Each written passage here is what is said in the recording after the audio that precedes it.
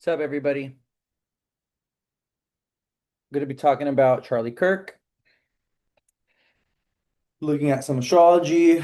Just went live on Instagram, so going to wait for folks to come in. We're going to be talking about the astrology of Charlie Kirk. Rest in peace. The man was assassinated today, and we're going to be looking at his chart. Welcome. What's up, everybody? Thank you for coming in. Let's wait for some folks to show up. Um, I am recording this, and it might be posted on YouTube. I don't know. We'll see how it goes. We'll see if I feel like it's good enough to go ahead and post on YouTube, I will post it on YouTube. If I feel like this live it's not good enough quality to be posted on YouTube, then it won't be posted on YouTube, okay?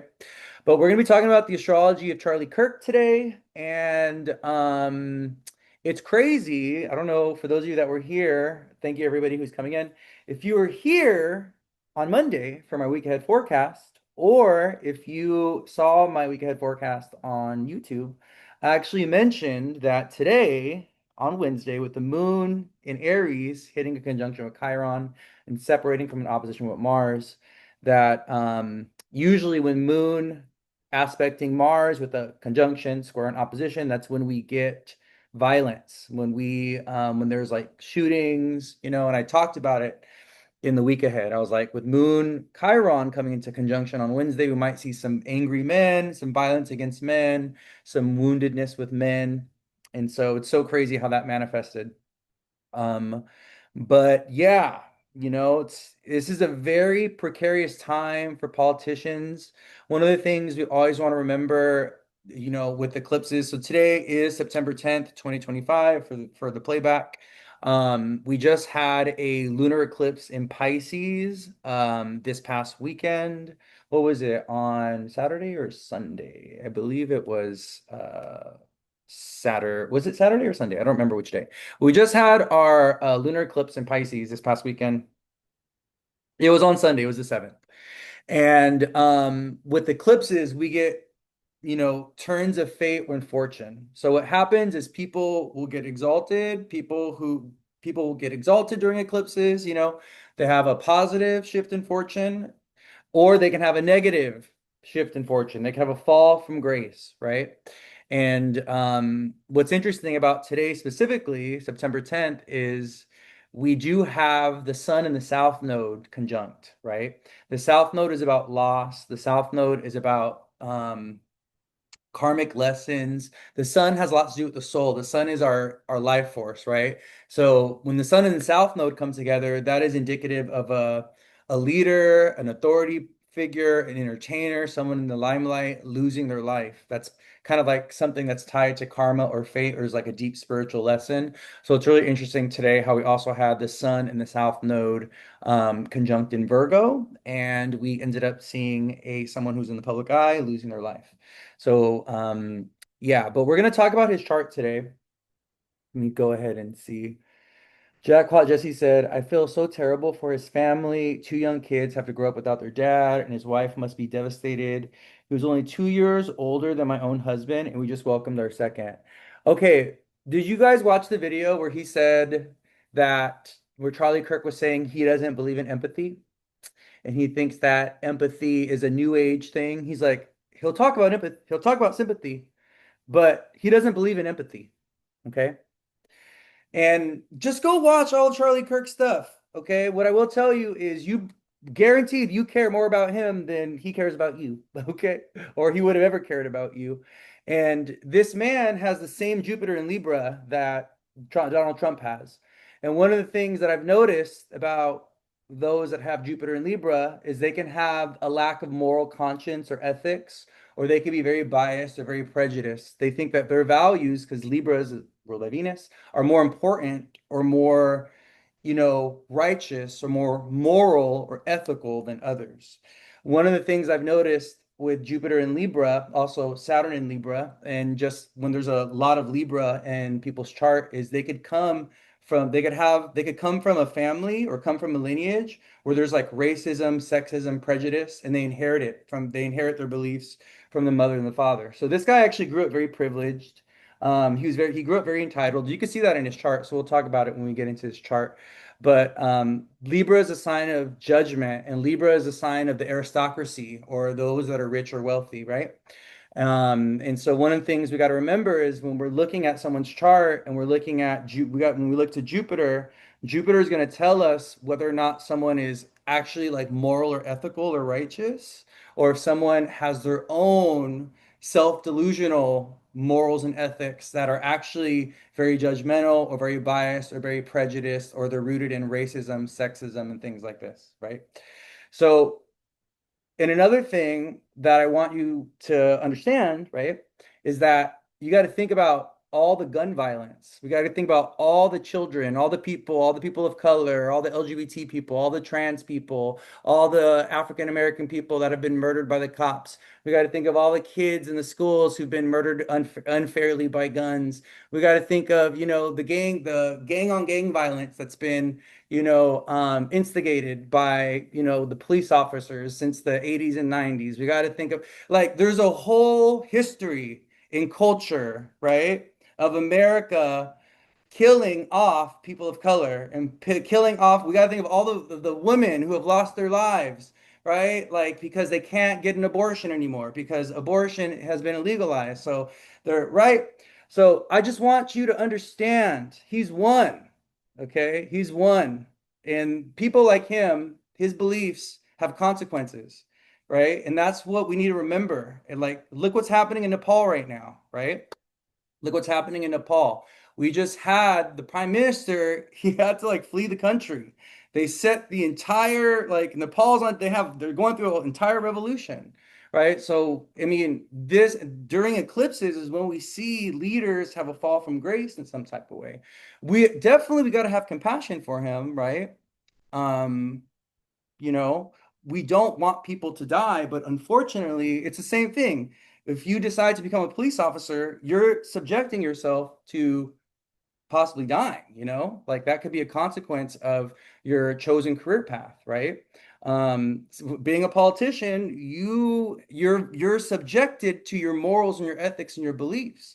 Unfortunately, if you're a politician that has very inflammatory beliefs that are triggering to people, that evoke a strong emotional reaction from folks that are very negative, then what happens when that emotional reaction that you evoke out of others, you know, they want to kill you or they want to murder you or something. What happens when your beliefs are so extreme and when you are triggering people to such an extent that you actually call upon violence to yourself? Whose fault is that, right? He could be walking a very, middle ground path where he's not so extreme in his beliefs and so inflammatory and so triggering to others, and then, the likelihood of that happening to him wouldn't have even happened because there would be no reason for someone to attack him like that, right? But you got to understand when politicians are doing things that are extremely triggering and insensitive and judgmental and prejudice, right? The victims of their beliefs, the consequences of their beliefs, the people that have got to suffer from the consequences from their beliefs, right? Because their beliefs become policy. You see what I'm saying? So you got to understand, politicians, what they believe, their morals, their ethics, they turn that into their policy that we all got to follow. So that becomes the laws that they pass, right? And those laws that they pass are informed by their beliefs, and we got to follow them, right? So if they believe, like, I mean, come on, look what we're going through right now in this country. Look what's going on. Come on, pay attention. Keep your eyes open. We got to be compassionate for everybody, but I want you guys to understand something, okay? It's not going to be sunshine and rainbows and kumbayaing that's going to get us where we need to go in terms of, you know, being like equality and fairness and justice. Justice, Libra, needs to be fought for, Aries. I want you to understand that, okay? You don't get justice from peacekeeping and kumbayaing. You don't. You get justice, Libra, from fighting for it, Aries. That's why they're on the same axis. This is why a lot of Libras are social justice warriors, and they're a lawyer. They're gonna go and fight for you. Libra is ruled by lawyers, or Libra rules lawyers, and you'll see people that are fighting for justice on the front lines. A lot of them have Libra placements, right? So it's just something to understand. Like your beliefs, the way you live your life, your choices, how your beliefs, how your choices are, your morals or ethics, they have consequences regardless, right? And if you do things that are jeopardizing your common man in some type of way, if you believe things and do things and have a platform that's built on discrimination and prejudice and hatred and violence and anger and triggering people, someone's gonna call you out on your bullshit eventually. Someone's gonna match that energy, okay? And that can look like a very dangerous thing. That can look like a very dangerous thing. So I just want to explain this because I we tend to we have this like those of us in this timeline, like those of us here in this country, we've never gone through like a violent political revolution, which is actually a very common thing. Like this happens all the time, and this happens all throughout history. We're gonna get to Charlie Clark, and we're gonna talk about his astrology, but I just want to let y'all know, like even in like the 60s and the 70s, it got real violent. Okay. JFK assassinated, Martin Luther King assassinated, right? Like, okay, there's nothing new about politicians dying, okay? All right, but they get mad and triggered when it's their politicians. They get mad and triggered when it's the conservative, when it's the Republicans. But if it's a Democrat, we had two Democratic senators get assassinated. Not what was that, 2 or 3 months ago? When we had that Democratic where the guy showed up to the door and he had a whole bunch of other Democratic senators or no, they were like House of Reps, right? He had a whole list that he was going to end up taking out. And Trump did not even acknowledge that. He didn't even acknowledge it. Okay? So this is the way that they are going to be fighting. Okay? So if one of them ends up catching a bullet here and there, baby, it's karma. The balance of life. It's the circle of life. Everyone's gonna die, okay? Our right? We're lucky if we get a nice, if we get a nice passing. We're blessed if we get a nice passing, if our passing is, easy and graceful. But unfortunately, some of us live our life in such a way where we subject ourselves to experiences, right, where death is going to be very traumatic and very dangerous. It's like, if you choose to live a life as a criminal, then you're subjecting yourself to an exit that could be very violent or very dangerous or very volatile, right? So, you know, there's consequences. And that karma is literally consequences. That's what karma means. Karma is just about the consequences of your actions, right? So I know there's no one, hopefully, I don't think there's anyone in the world that hates me that much that they'd want to take me out. Because I'm not an inflammatory individual. I'm not sitting here triggering people, saying negative, horrible things about people, and being judgmental and prejudiced, and of being condoning violence. And you even hear what he said? You know what he said? He said, "What's a few deaths every year for our right to bear arms, for our right to protect ourselves, Someone needs to get sacrificed. Someone's got to pay the price for our liberties. What's a few deaths every year? What's a few deaths from gun violence every year? What's a few deaths from gun violence every year, Charlie? I don't know. Why don't you go ahead and tell me? Oh, sorry. You gotta swallow those words, my friend. You gotta swallow those words, buddy. Anyways, let's get to the astrology. Let's get into the astrology. Let's get into the astrology. I'm gonna get off my political platform now. I'm gonna stop preaching a little bit. We're gonna start talking about the stars and stuff. So, all right. How long was that? I wasn't preaching too long, was I? No, about 15 minutes. Not that bad. Does that make sense though, y'all? Are you guys picking up what I put down? Are you keeping up with me? You know? I love you all so much, and I really hope that things are not going to be as violent We had a school shooting too, and I called that out. Yeah. Um, but my loves, Saturn's going into Aries. Neptune's in Aries. And when we're talking about Aries, we got Neptune in Aries. Saturn just left Aries, right? But the moon was in Aries when this happened, conjunct Chiron. When we talk about Aries, Mars, planet Mars, right? We're talking about guns, we're talking about murder, we're talking about violence, we're talking about anger, we're talking about rage, we're talking about, these are Mars things, blood, getting blood everywhere. That's a Mars thing. Mars rules blood, right? And so we got to prepare. Saturn's going into Aries next year. Neptune's already in Aries. We're going to have Pluto and Uranus. Uranus is in Gemini, right? Pluto's in Aquarius. And they're also going to, they're sextiling.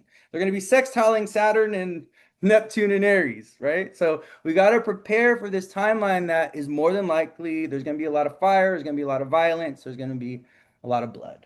I'm just letting you all know now. Okay, so I know you might have a little bit of a queasy stomach. This may be a little bit of a difficult period. Those of us here in the States that are, that were born after, 1970, 1980, we've never really experienced like violent, like we've never experienced like violent revolution or violent politics. Like these things are very foreign to us. We've never we read about it, we've studied it, right? We've learned about it in history class, but we've never actually experienced these things in real time. Well, welcome. This is the timeline that we're stepping into. Okay. Being a politician is going to come with great risk, and it should. It should. Back in the day, they used to drag politicians to the street for corruption and for lying, and they used to hang them. Okay, so all right, let's dive into the astrology. So who here has looked at his chart? So let's go over Charlie's chart. So Charlie is a Libra sun. He's actually got the sun and the moon and Jupiter in the sign of Libra. He has a Sun Jupiter conjunction, which I'll talk about because that has a lot to do with people that are like preachers or people that are leaders. Sun Jupiter conjunction. So Jupiter is the planet of faith. Jupiter is a planet of belief. Jupiter is the planet of morals and ethics and like righteousness, right? But when Jupiter is conjunct the sun, we get self-righteousness. We get like a God complex type of thing. One of the people I always think about that has a Sun Jupiter conjunction, who's very much in their God complex, is Kanye West. Kanye West has Sun Jupiter conjunct in the sign of Gemini, and this guy has it conjunct in the sign of Libra. So what happens is we lose the moral purity and the moral ethic righteousness of Jupiter, possibly when Jupiter's conjunct the sun. It really depends on where it's at. Because if this guy had Sun Jupiter conjunct, let's say in the ninth house or in the fifth house, a positive house, a house that has a lot to do with like morals and ethics or good character, which are like 159, then I think we get a very different Jupiter Sun, expression. A lot of people have Jupiter Sun together. They can be, yeah, and it's combust. Yes, his Sun Jupiter conjunction is combust because the sun's at 21 and Jupiter's at 24. So we get that 3 degrees. Anything that's within 15 degrees of the sun that is not in the heart of the sun or cazimi with the sun is considered combust, which we get a negative manifestation of the Sun Jupiter conjunction. We get immoral, right? So the fact that Jupiter is being burnt up by the rays of the sun tells us that Jupiter actually suffers from the conjunction with the sun, where the sun is enhanced. So when people have Sun Jupiter together, they can have very fixed, singular beliefs. Like they can have beliefs that are, I'm right and everyone else is wrong. And I'm only going to believe this, right? This is my beliefs. I'm sticking to it. I have conviction in it. I have passion in it. I know that I'm right, right? Even if those beliefs are immoral or unethical when it comes to like, but what is right and what is wrong, right? These things are kind of like subjective, but I do think that there is a deeper universal truth around what is right and what is wrong. Like, like some things should be self-evident. Like violence and guns, obviously wrong, right? Like some things should be self-evident. We should love thy neighbor. We should love everyone, treat everyone with fairness and respect and kindness, right? Even if they have different lifestyles or different identities, these things should be self-evident, but unfortunately they're not because there are some people like Charlie who believe that they are morally superior or that their identity or that their race or that their gender is morally superior and better to up for right better compared to others, and that's what Sun Jupiter can do. Sun Jupiter can inflate the Jupiter's expansion and growth, and Sun is ego, identity, right? So what happens when you have a Sun Jupiter conjunction, some people that have that, it really depends on the placement of it. They can have a inflated sense of self-importance, an inflated sense of self-righteousness. They can be very indignant and very staunch and very single-minded in their beliefs because the Sun is what I think, my beliefs. I'm right.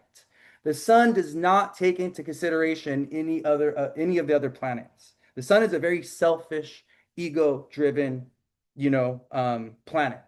And this is why in Eastern Vedic astrology, the sun is considered malefic. I don't know if you guys knew this, but the sun is actually considered a negative influence.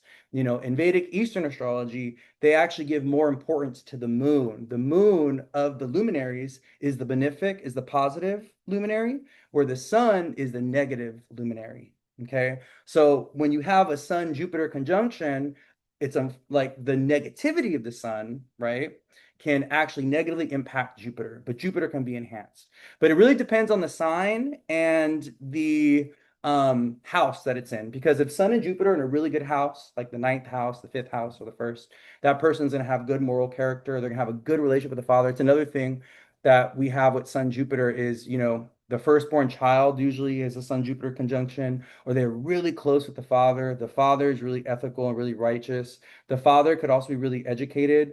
What's also really interesting about his Sun Jupiter conjunction that Charlie has is his father, because Libra, right? Libra is math and architecture and like beauty, and the sun is the father. Well, guess what? His father was an architect.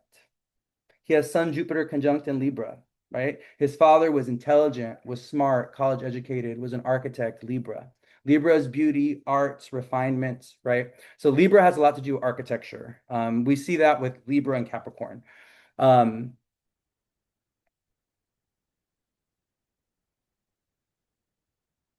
Let me see what people are saying. Hold on, give me a second.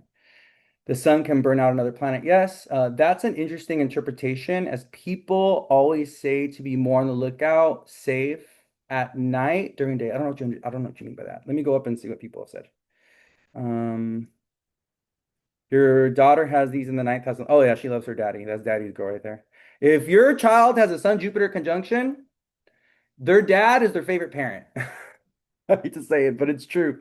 They love their dad. They look up to their dad. When a child has a Sun Jupiter conjunction, their father, like they like, oh, my dad can do no wrong. They really look up to him. They really admire their father, and their father is generally a good influence in their life, or their father will be a coach.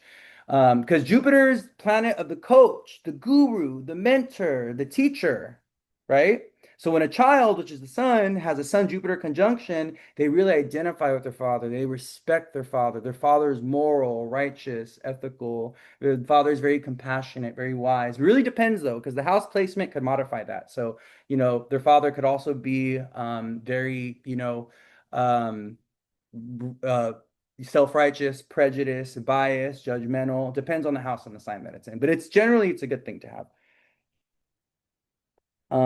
Yeah, so someone said, can I do a brief recap? Yeah, so we're going over Charlie's chart. I'm talking about his placements, and then I'm going to show you guys a chart. And yeah, and we're gonna look at the transits to kind of see what happened or how him getting, murked could showed up in his chart. Okay. I have Sun Jupiter conjunction, and I was daddy's girl growing up, but now my mom is your favorite parent. I love that. Yeah, Sun Jupiter is really good for publishing, for writing, for being a mentor, a teacher, a coach.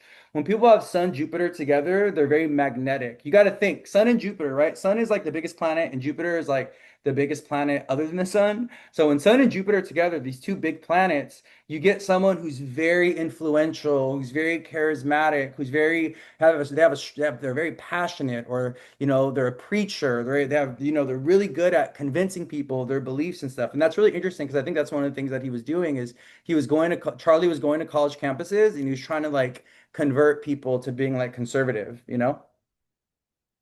So, yeah. All right. So then Charlie has Mercury, Mars together in Scorpio. So one of the very common things that we see with politicians is Scorpio placements, first and foremost. You're going to see this all the time. So whenever you're looking at a chart of a politician, you want to look for the Scorpio house. You want to look for what's going on with Scorpio. This is like it's Scorpio loves power and loves control. And Scorpio loves power from behind the scenes. And Scorpio loves they love to have influence. They want to permanently transform and change things. Scorpio wants to permanently transform and change things. They're going to do it on a societal level. They're going to do it, on a cultural level. They're going to do it in therapy. They're going to be a therapist and transform and change people's minds. They're going to heal people's minds. They're going to do research that transform and changes, a like the sciences in some type of way. Like Scorpio is trying to transform and change and influence things. And Scorpio is one of the power signs. So when we're talking about the power signs, we're going to be talking about the fixed sign specifically. So one of the things you'll notice is that you'll always see a lot of fixed placements, or you'll see a key fixed placement in people that are very powerful, very influential, or they become leaders, and they're leaders that stay a long time. You'll see Taurus rising, Scorpio rising, or you'll see like a sun or a moon or a rising in a fixed sign. So he has Mercury, Mars together in Scorpio, right? So Mercury in Scorpio, very intelligent, very, very smart, knows what to say at the right time, a good sense of timing. But then he has Mercury Mars together. And Mars is exalted in Scorpio. So Mercury does all right in Scorpio. I think Mercury does the best in Scorpio, or I think Mercury in Scorpio has really good. I have Mercury in Scorpio. I'm a Scorpio, by the way. So I have Sun, Mercury, Venus, Pluto all in Scorpio. Anyways, enough about me. Sun, Mercury together in Scorpio, though. So what happens is, the purity, the, calmness, the peacekeeping of Mercury merge with Mars will make someone verbally aggressive. They love to argue. They love to fight. They're very combative. Also, the Mercury Mars combination in the sign of Scorpio will make someone very manipulative. They are a good secret keeper. They're going to say things to try to change people's minds and change people's opinions. Like Mercury, when Mars is combined, when the power of Mars, especially in his rulership in Scorpio, is combined with Mercury, the planet of speech and communication in the mind, right? We Mars actually pollutes Mercury. So Mercury being the smallest planet, okay, other than the moon and Mercury are the smallest planets, they're extremely sensitive. So in Vedic astrology, what they say is that Mercury is a planet that copies and mimics, and he takes on the color, he takes on the personality of the sign that he's in and any planets that are influencing him, more so than any other planet. The moon and Mercury are the most sensitive, but Mercury is even more sensitive than the moon, where the Mercury mimics and copies and takes the color or expression of whatever planet he's around, okay, and also the sign that he's in. And what they say is that Mercury typically on his own is a good planet, is positive, is a benefic. But when he is aspected by Saturn or Mars, or when he's in a harsh sign like Scorpio, he becomes malefic. He becomes negative, right? So because we have Mercury Mars together, we know that this man loved to argue. He loved to fight. He loved to trigger people emotionally. So Scorpio is an emotional sign. Scorpio is a sign that loves to manipulate emotions on a big scale, on a little scale. So if you go and watch Charlie Kirk and his exchanges with students and when he would go and do his like public events, he was always emotionally triggering people. He was always saying inflammatory things to piss people off and get them in their feels. Because Scorpio loves that. Scorpio loves to gain emotional control over others. I hate to say it. I'm a Scorpio. I know. Okay. Trust me on this. Trust me on this. All right. I have the experience. No, I'm kidding. But no, Scorpio is a sign that loves to gain emotional control over others and can be very manipulative with words, especially when Mercury and Mars together in Scorpio. So this is about emotional, yeah, rage baiting. Exactly. Rage baiting is definitely a Mercury Mars connection, especially in the sign of Scorpio. We're going to go ahead and say things that he may not even believe. He may not even believe it.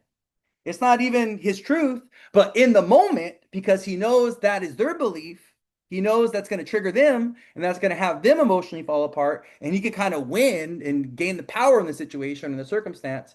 He's going to go ahead and say the thing and do the thing in order to trigger that person, right?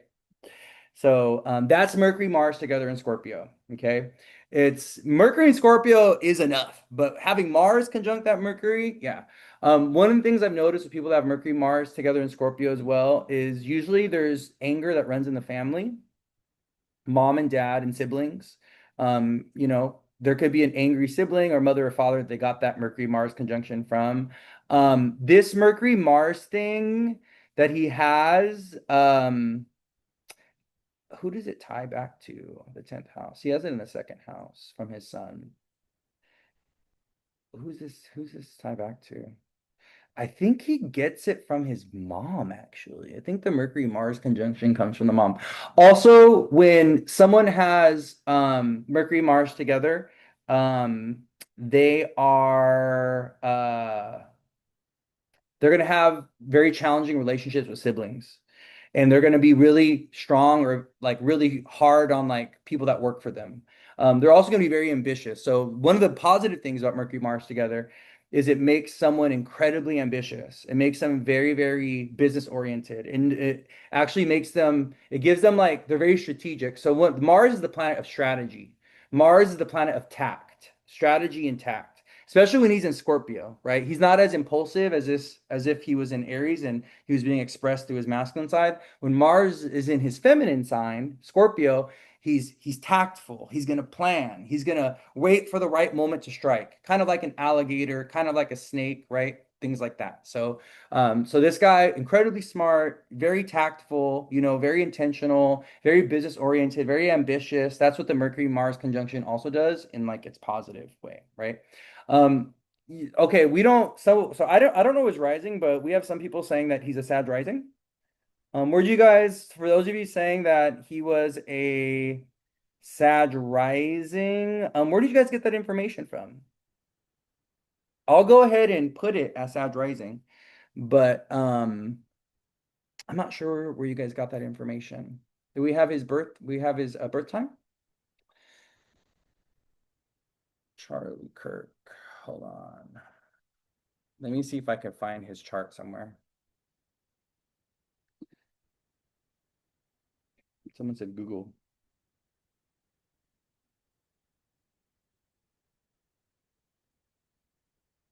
Someone said random posts on threads.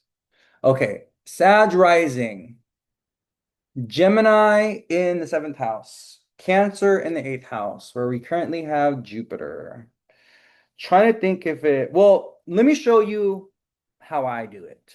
Let me show you how to read his chart because we really don't know his rising sign, but we can still understand his like life or his public career by reading like his career journey, his public life, by reading the chart, by putting the sun on his rising. Okay, so we're gonna put Libra rising for this example. I'm reading his chart as Libra rising.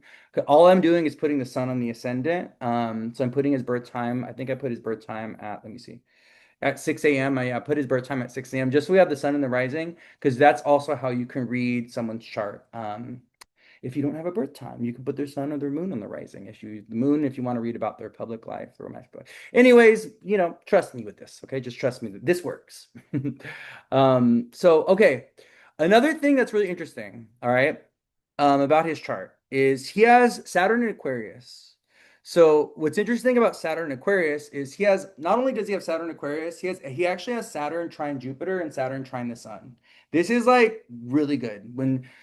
People have Sun trine Jupiter, Sun trine Saturn. They're very like, they're an organizational person or they're a systems person. So they want, it's interesting about him is he actually he like launched like a few organizations, or he was a part of a few like conservative organizations, and he reached out to youth, right? You got to think he was going for teenagers, or he was going for those that were transitioning out of their teenage years, going to college. Because why? He has Saturn in Aquarius. Aquarius is teenagers. Aquarius is the youth, right?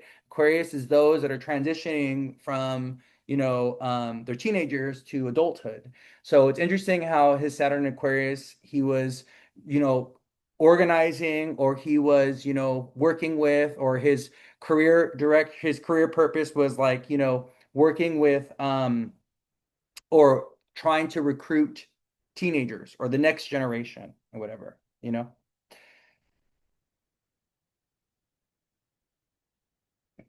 He got shot in the throat. Yeah. I'm gonna show you guys. I'm gonna show you guys his transit chart. I'm gonna turn this around, okay? I'm gonna show you guys his transit chart, and we're gonna look at his chart, okay? Um, Actually, let me go ahead and this is a good time for me to just share my screen on here for when I post this.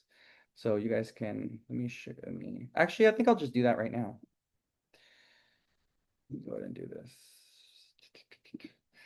Do you guys want to see the chart? You guys want to look at his chart and see what I'm talking about? We're 35 minutes in. You guys want to look at his chart? You guys want to see it? So you're not seeing me, you're seeing the chart instead. Those of you on the Instagram live.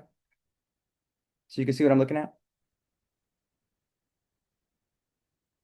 I'm going to show you guys how the Taurus moon plays into his death.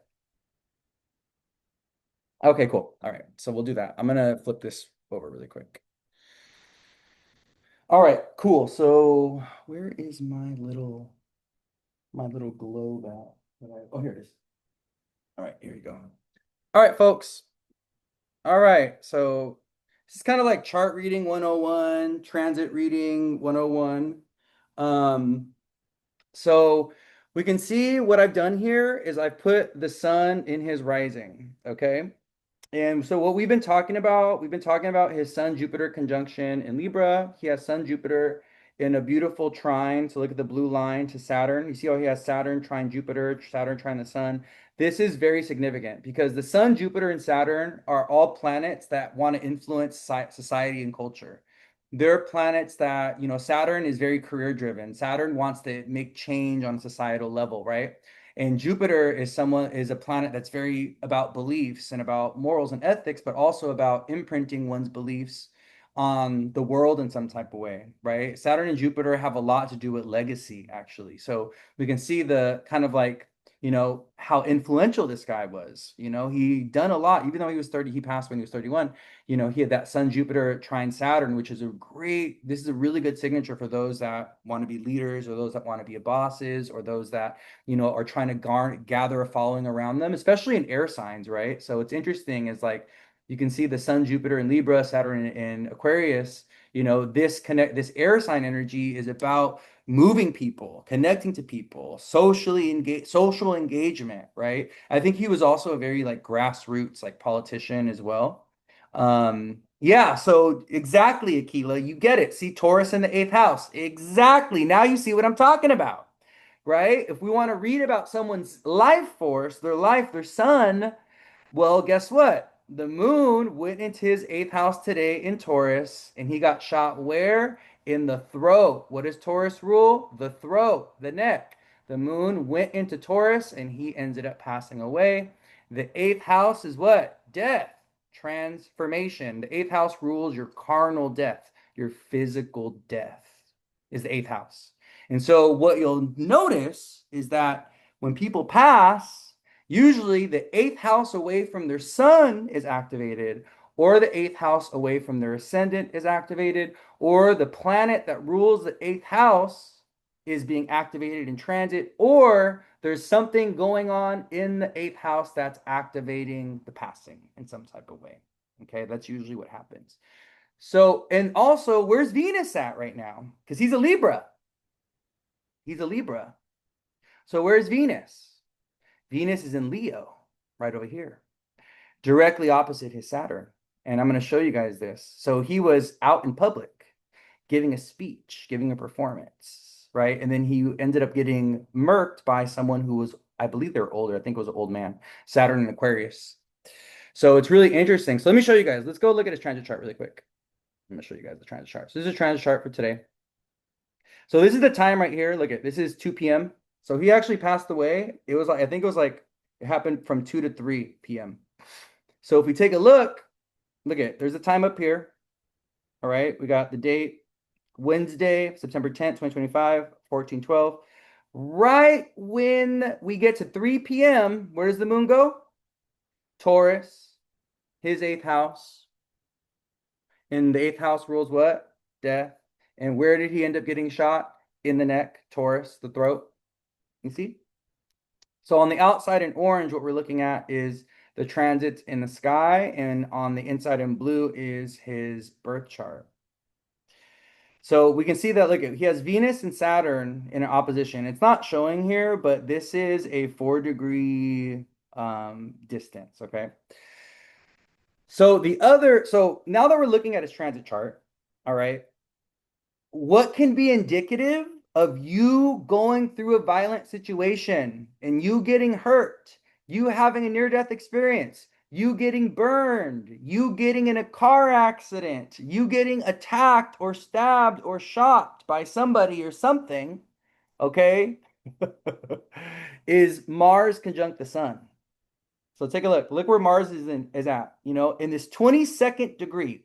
Whenever you guys see this 22nd degree, when a planet goes to 22nd degree, especially Mars or Saturn, we usually experience the tragic death of somebody. Somebody passes away and it's like violent or it's very difficult. The 22nd degree is the kill or be killed degree. The 22nd degree is a very, very karmic degree. There tends to be tragedy when Mars goes to 22 degrees. And we have Mars right on his sun, right? We have Mars on his sun, which is the planet of the life force, your life and things like that. So what's also really interesting is this man got judged. So this man was judged. Judgment, okay? The judgment day for this man, because we can see that Jupiter is in Cancer, squaring his sun. You see? Jupiter is opposite Uranus and Neptune. So an accident, something unexpected happening, right? Also think what is really interesting is like he was out in the public kind of like giving a speech. So Venus is in Leo. He was kind of like performing, right? But the Mars on the sun, this is what really like did him in. Also, if we look at his perfections, this guy is in a eighth house perfection year, I believe. Yeah, which is the planet of death or the house of death, transformation, endings, right? So, the eighth house perfection year can be a little dangerous. When people go through an eighth house perfection year, especially when they have the eighth house ruler behind, like if the eighth house ruler is in a bad aspect to their sun, then that can be very dangerous. See, the thing why I'm not using the vertex or the point of fortune is because we don't really know his birth time. So I think the vertex and the point of fortune, they're not really accurate in this chart because we're going based off of his by putting the sun in the rising. So we don't really have like an accurate like vertex, and we don't have an accurate point of fortune, unless we had the birth time. So like I was saying, when you're going through an eighth house perfection year, there could be a few things that you go through. Okay. You can end up getting surgery. You could end up having, filing taxes and not getting money back. You could end up someone could pass away in your life. Like, you can have not a mother, well, yeah, I guess, a family member or someone close to you can like pass away. Um, you can something in your life can come to you can lose an animal, you can lose a pet. The eighth house perfection year tends to be a little difficult. It really depends on where Venus is at. So Raymond's also saying he was Sag rising. Raymond, can you tell me where you got that he was a Sag rising? I'm just going by putting the sun on the rising. That's all I'm doing right now. So he's not actually a Libra rising, but I'm just reading from his sun. You could inherit a bunch of money. Yeah, you can. Yeah, you can have a family member pass away and then you get an inheritance. If you have good planets in the eighth, like if you got Jupiter or Venus there, or if Jupiter or Venus rules your eighth house, you can go through a loss, but then you get a gain from it, right? So, sometimes an eighth house ending brings new life and brings money and resources and brings like something really positive. Oh, Star Heel said that? Astroseek and Star Heel so that he's a Sag rising. Here, let's go take a look. Let me play with this. We're progressing this forward. It would make sense if he's a Sag rising because that would put everything in his 11th house. Okay. Is this what we're looking at?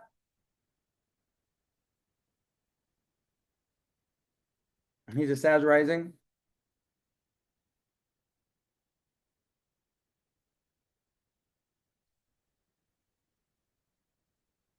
Moon and Taurus. Okay, let's see. Let's pull up this chart,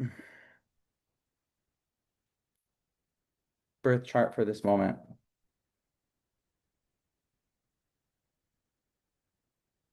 Literally going through my eighth house perfection, your Venus and Gemini. Yeah, you're gonna go like your eighth house year would be it Jupiter like your eighth house year, you tip lose something gets taken away from you or something you go through a loss. It also could be a financial thing, right? Because the eighth house is connected to finances and money. So sometimes it is about the loss of a job or the loss of a stream of income or something. The eighth house. Eighth house is typically it's a challenging house. But yeah, sometimes you can also have a near-death experience or you can, pass. It really depends. It really depends. So, okay. So let me see if this makes sense though with, well,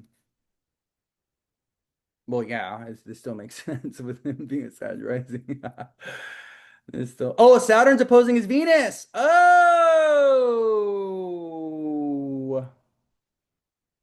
is this right? Hold on.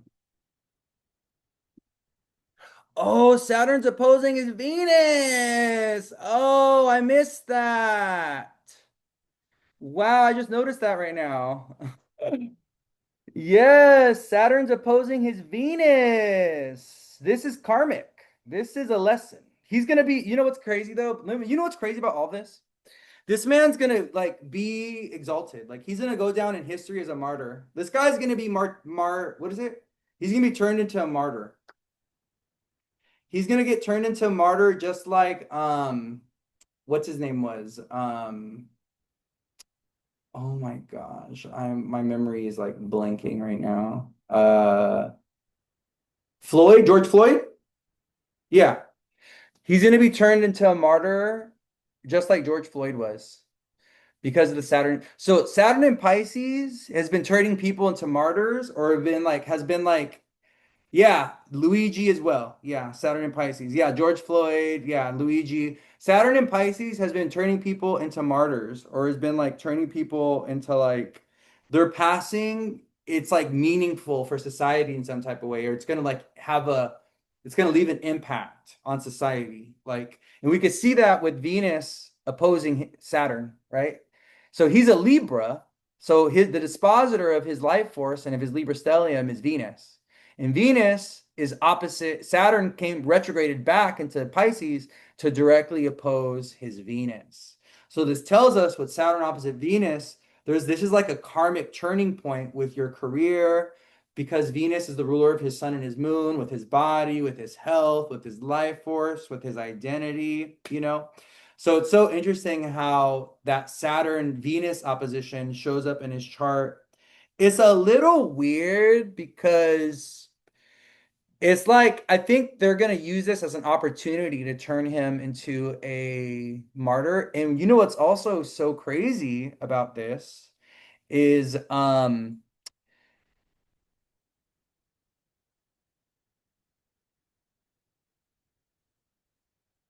The next eclipse that's happening on September 21st is right on his Venus.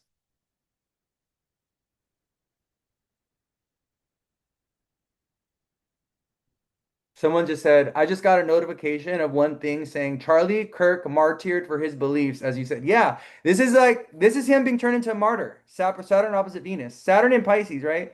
This is about martyrs. We just got a new saint, or the Catholic Church just sainted a young boy, a 15-year-old, a teenager. He had Saturn in Aquarius. I want to read his chart for you guys too, as well, because his chart is fascinating. The boy in Italy that just got turned into, he just got like sainted. He got, the Pope approved it and everything. He got turned into Saturn in Pisces. He got sainted. A canonized Pisces, the saint, the martyr, the sacrificial lamb. That's Pisces, right? Pisces is the victim. The victim who loses their life for deep spiritual reason, or for a deep spiritual message, or for like, it's going to have a change on society, right? Who was the first sacrificial lamb, right? If we're talking about religion and culture, Jesus. Jesus was nailed to the cross, right? For For what? What did he get nailed to the cross for? For calling the Pharisees out and calling the emperor out, I think. For being a good person, I think Jesus was nailed to the cross for being a good person. So that's what we get. We get like, the sacrificial lamb, we get the martyr when we're talking about Pisces. So it's so interesting how we can actually see in his transit chart, we can see 29 degree Saturn in Pisces retrograded back to oppose his Venus. You see? Jupiter transiting the eighth, he was killed by someone who judged. Exactly, Jupiter is the judge. Exactly. That's what I said. Yeah. Someone said, Jupiter transiting his eighth, he was killed by someone who judged him. He was judged on his beliefs, died by his beliefs. Exactly. Exactly. Jupiter in the eighth, right? The moon leaving Aries and going to Taurus, right? His sixth house, 12th house axis getting activated. But it's really this Saturn, it was, and I'm pretty sure, I think it's crazy because I think they got a picture of the man and it was like an older man. And it would make sense that it'd be Saturn, an older man. Saturn is older people, right? So Saturn opposing his Venus, his enemy is this Saturn in Pisces, and also this Mars in Libra, right? And this Jupiter. But he's Venus. So he's ninth house, right? He was out of school. College. Where was he? Venus rules his Libra stellium. Venus was in the ninth house in Leo, and he was at where? Ninth house, a college campus, giving a speech on a platform. Ninth house. He was preaching. He was talking about his beliefs. Venus in the ninth, right? And what do we get? Jupiter in Cancer. Jupiter in Cancer, right? Dispositing the Saturn in Pisces, because Pisces is ruled by Jupiter. In the eighth house, Saturn opposing the Venus, Mars on the sun. He ends up getting murked. He ended up getting judged. Yeah, this man was judged. The Jupiter Mars square. So this was what I was talking about this week. This is what I was talking about this week. Jupiter square Mars. I was talking about it last week. I was talking about Jupiter square Mars last week, the Jupiter in Cancer square Mars in Libra. And what I was talking about with that Jupiter Mars square that we see here, so it's separating now. Mars is at 22 and Jupiter's at 19, but it's still a 3-degree orb. What I was saying is people fighting and arguing and people acting or feeling very impassionate on their beliefs. That Jupiter Mars square is like Mars getting attacked for Jupiter, your beliefs. Jupiter square Mars. And then we can see that Mars is on his Jupiter. He's also going through he was about to go through a Jupiter square. But Jupiter is squaring his sun. So this man just got judged. This is about judgment. Jupiter's judgment. The two judges in astrology are Saturn and Jupiter. They will judge you. Saturn and Jupiter, they judge you. When on Judgment Day, when you get to the gates of heaven, you know who's going to be sitting there on two sides of the gates? Saturn and Jupiter. Saturn's going to be sitting in one seat and Jupiter's going to be sitting on the other one. And Saturn's going to be looking at all your wrongs and Jupiter's going to be looking at all your rights. Jupiter's going to be like, well, you did this, you did this, you did this was good, this was good, this was good. I'm going to exalt you. I'm going to go ahead and promote you. Yo, your next life is going to be easy. Saturn is like, you messed up, you did this, you did this, you did this. Away with you. Drag him to the trenches. Take him to the gulag. Take him to the lower realms. All right. The lower realms of the afterlife. No, I'm just kidding. No, but like, yeah, Saturn and Jupiter are the judges. And so it's interesting how, like, and you'll notice this when you go through Saturn or Jupiter transits, when Jupiter squares or opposes or conjoins your natal Saturn, when Saturn in transit squares, opposes, or conjoins your Jupiter, you could have a court date. You could have to go and experience some kind of judgment.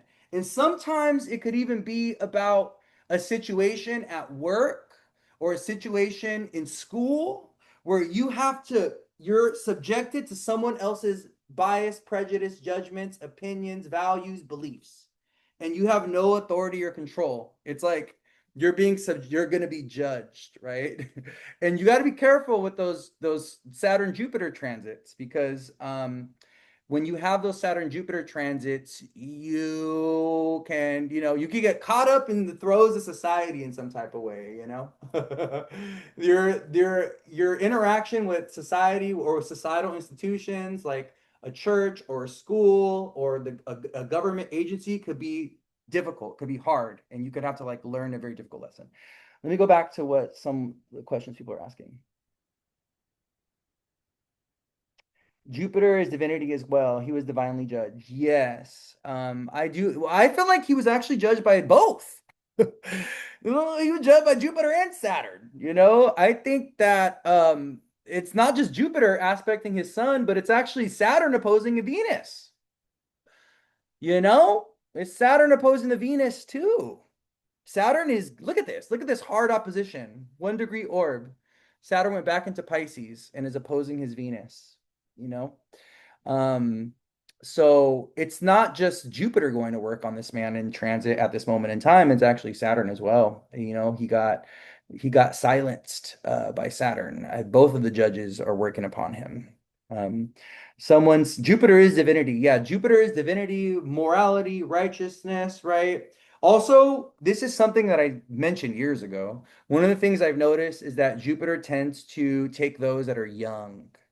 And this is something for those of you learning astrology, practicing astrology, you want to learn more about astrology, getting into it. One of the things I've noticed is that young people or people that are innocent or people that are like good natured or people that where their passing is going to have like some symbolic meaning to like everyone that they leave behind usually happens during Jupiter transits. Saturn's not the only one that takes life. Jupiter is too, actually. Also, I've noticed that when people have a good end of life, when people like they lived a full life and everything was good, right? They like did good, right? They'll pass during a Jupiter transit, like Giorgio Armani.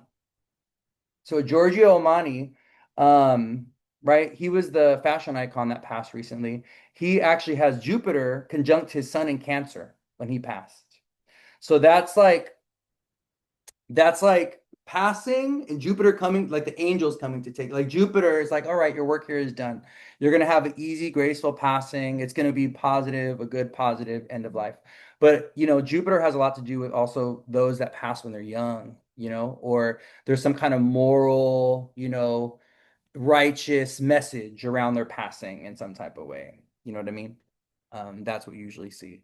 So, but this right here is really, it was, if we were reading from the sun, right? The moon going to Taurus, an eighth house away from his sun, was a triggering energy. The moon separating from Chiron was a triggering energy. Mars on the sun, right, is also a triggering energy. Jupiter squaring the sun is a trigger energy. We're in eclipses. We're in eclipse season, right? Saturn opposite his Venus. So one of the things you got to understand is like, in order for something like extreme to happen, there has to be multiple things activating astrologically. right? He's in an eighth house year. Saturn's opposing his Venus. Jupiter is squaring his sun. Mars is transiting his sun, right? Like there's a certain combination of things that need to happen in order for us to understand how an event can unfold and for it to be very difficult. Another thing, if we just look at his chart by itself with him as a Sag rising, okay, he has Chiron in the 10th house. Okay. So this is a deep wound around one's public image or one's reputation. Um, you know who else has also when someone has a weak Venus? So he has a weak Venus. He has Venus in its fall, right? So this is like when someone has a weak Venus, especially in the 10th house like this, or when they have the 10th house ruler in the 12th house. So look at his 10th house is ruled by Virgo. I'm sorry, his 10th house is in Virgo. It's ruled by Mercury. Mercury's in the 12th house, okay, with Mars, right? So his legacy, how he's remembered, is by getting murdered. Mercury, Mars in the 12th house in Taurus, by getting murked because of the Mars Mercury conjunction and Mercury ruling over his 10th house of legacy. Well, when people, like I was saying, though, when people have a weak Venus, okay, they are, especially if it's in Virgo in the 10th like this, they're not going to have a good public reputation or a good public image. And when people have Chiron in the 10th house, there's a wound that they have around their public reputation or public image where they're not liked or they're not supported or like the public, I don't know, there's something, the public, they don't get this like unconditional love and support from the public. They tend to have a woundedness around their reputation, their public image. And so trying to achieve, because the 10th house is like political, is like the height of your career, or it's like the pinnacle of whatever career you're in. So the 10th house is like the absolute top of whatever, position it is that you're in your chosen career field. So whether that be CEO, whether that be being an influencer, whether that be being a celebrity, whether that be being a boss or manager, that's what the 10th house is. It's the very top. It's the very pinnacle, right? But when you have Chiron up here, there can be this inability to attain that position of power, that position of authority, or to even garner enough of a positive reputation or enough public support in order to like get to the top or to get to to reach the top of the ladder of whatever career field that you're in. And so he has this Venus there, which helps, but it's Venus in its fall. So it's Venus in its fall. Venus is in its fall in Virgo, and he has Chiron in Virgo, right?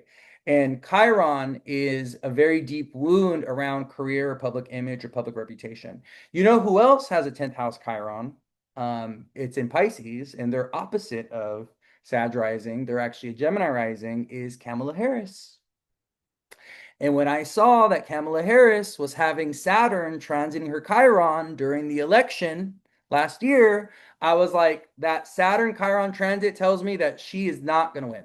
She's going to lose because people don't like her. She doesn't have enough support, right? Or there's some kind of karmic woundedness that she has experienced around her career. There's going to be some kind of like fall from grace or some kind of loss or some kind of deep karmic wound she's going to experience around what could have been in her career. That's what Chiron in the 10th house is so many times, right? And we saw how it manifested for her with the Chiron in the 10th for her. And especially because Saturn was transiting. That's why I knew it wasn't going to work out for her. And when I saw Saturn transiting her Chiron during the election, I was like, oh, this is not looking good for Kamala. But he has the same thing. What does it say if the 10th house ruler is in the 12th house alone? Well, this is like, well, the fact that he has, the 10th house ruler in 12th house is working behind the scenes, working in private, doing something where you're like influencing people, like career-wise, having hidden motives, or even having bad outcomes when it comes to like career direction and when it comes to like work. So when people have the 10th house ruler in the 12th house, they can have a hard time keeping their position at work. They can have a hard time with authority. They can have a hard time keeping, a position of authority at work. I think, did I already say that? They can have a hard time with bosses and leaders. They can feel like their career or their work is like confusing or they can't figure out their career direction and stuff like that. These are all different ways that the 10th house ruler in the 12th house can manifest, but this could also be like being a therapist, Chiron and Virgo in the 10th house with Mercury, Mars together in the 12th. This guy should have just been a therapist. This guy should have just been like a social justice organizer. Like this guy should have just been he should have just been like trying to help people and heal people and he's a Sag rising, so he should have been doing political work overseas. He could have been a missionary. I don't know. Anything, he could have done anything than what he did. Unfortunately, he's got to bear the he chose a line of work that was, you know, not good in my opinion, I think. I think his line of work, I think how he chose to use his energy because it was so negative and it brought such negative energy and negative attention to him. It's like, dude, like, he's unfortunately got to deal with the consequences of that. So another thing that I noticed, let me go look at the transit chart, is he's got a Saturn Pluto square. He's got a Saturn Pluto square. And this can be, especially because Saturn touching his Jupiter Sun, this can be a very dangerous aspect. It doesn't have to be, but it can be a dangerous aspect when it comes to like work and career. Like, this can be, if you don't choose the right career karmically, then you could put yourself in danger. You in danger, girl. So, I think this guy, he does have karma with the collective and karma with the people. And whenever I see Saturn square Pluto or a negative aspect between Saturn and Pluto, the karma, when people have Saturn Pluto, okay, especially if you see it in opposition or a square, but when it's in conjunction as well, they've abused power and abused authority on a massive scale in past lives. They have a karma around the abuse of power and the manipulation of people on a mass scale and taking advantage of many, many people. That's the karmic burden that they carry. So the fact that he has Saturn square Pluto and his Saturn is retrograde and he has Sun Jupiter together tells me that his karmic journey was to actually lead people and influence people by having a strong moral code and being ethical and being righteous and kind of getting over his ego, getting over his prejudice, getting over his bias. I actually think this man has the karma of slave ownership in his lineage. So it's quite possible that like 2 or 3 generations back, his family owned slaves and there's a certain karmic prejudice that runs in the lineage. And this is why like he should have questioned his parents' beliefs and he should have been like, no, that's wrong. Like he actually should have chosen the more liberal, righteous, you know, compassionate path. That's why he was given Sun Jupiter together. Or this guy should have just became a preacher or gotten involved with the church. And but the fact that he was immoral and unethical, and the fact that he was preaching or he was sharing wisdom or he was, you know, going about his work where he's sharing beliefs that are prejudiced and biased and racist subjected him to this Saturn Pluto square. It's like you're not going to be right. If you have aspects in your chart that indicate danger or violence or the potential for something very difficult to happen, those things will only get activated. The worst manifestations of it will only get activated if you are like really off path and you're like not doing what you should be doing, right? You may have the signature of imprisonment. You may have the signature of, gun violence. You may have a signature of, narcotics abuse and addiction in your chart, but you have the choice to not do that, right? Just because it's in your chart, you can actually manifest the more difficult things and make good of it. And to where the worst manifestations that are available in your chart, right, based on your chart, will not manifest. Does that make sense? But if you live a life that is very morally or ethically off path, or it's very off path of what you're here to do in your karmic narrative and your karmic story, and you're too far off path, the universe will give you a very strong divine redirection. But sometimes if you're too far gone, reset button. And I think that's what happened with this guy. I think this guy, he had a certain karmic path where he should have chosen a different direction and he actually should have challenged his parents and his family's beliefs and bigotry and all that. But he got off path. And I think, with Saturn coming into with Venus and Leo coming into square this Pluto and square this Saturn, I think I think, he just, yeah, he got himself in trouble, you know? We don't do we actually have his birth time? I don't want to look at his solar return chart if we don't have his birth time. Because I don't know what his exact birth time is. Can somebody go and get that for me? Is it possible that you guys can go get that birth time? Or see if it's like legit. Oh, well, there it is. Look at this in his solar return chart.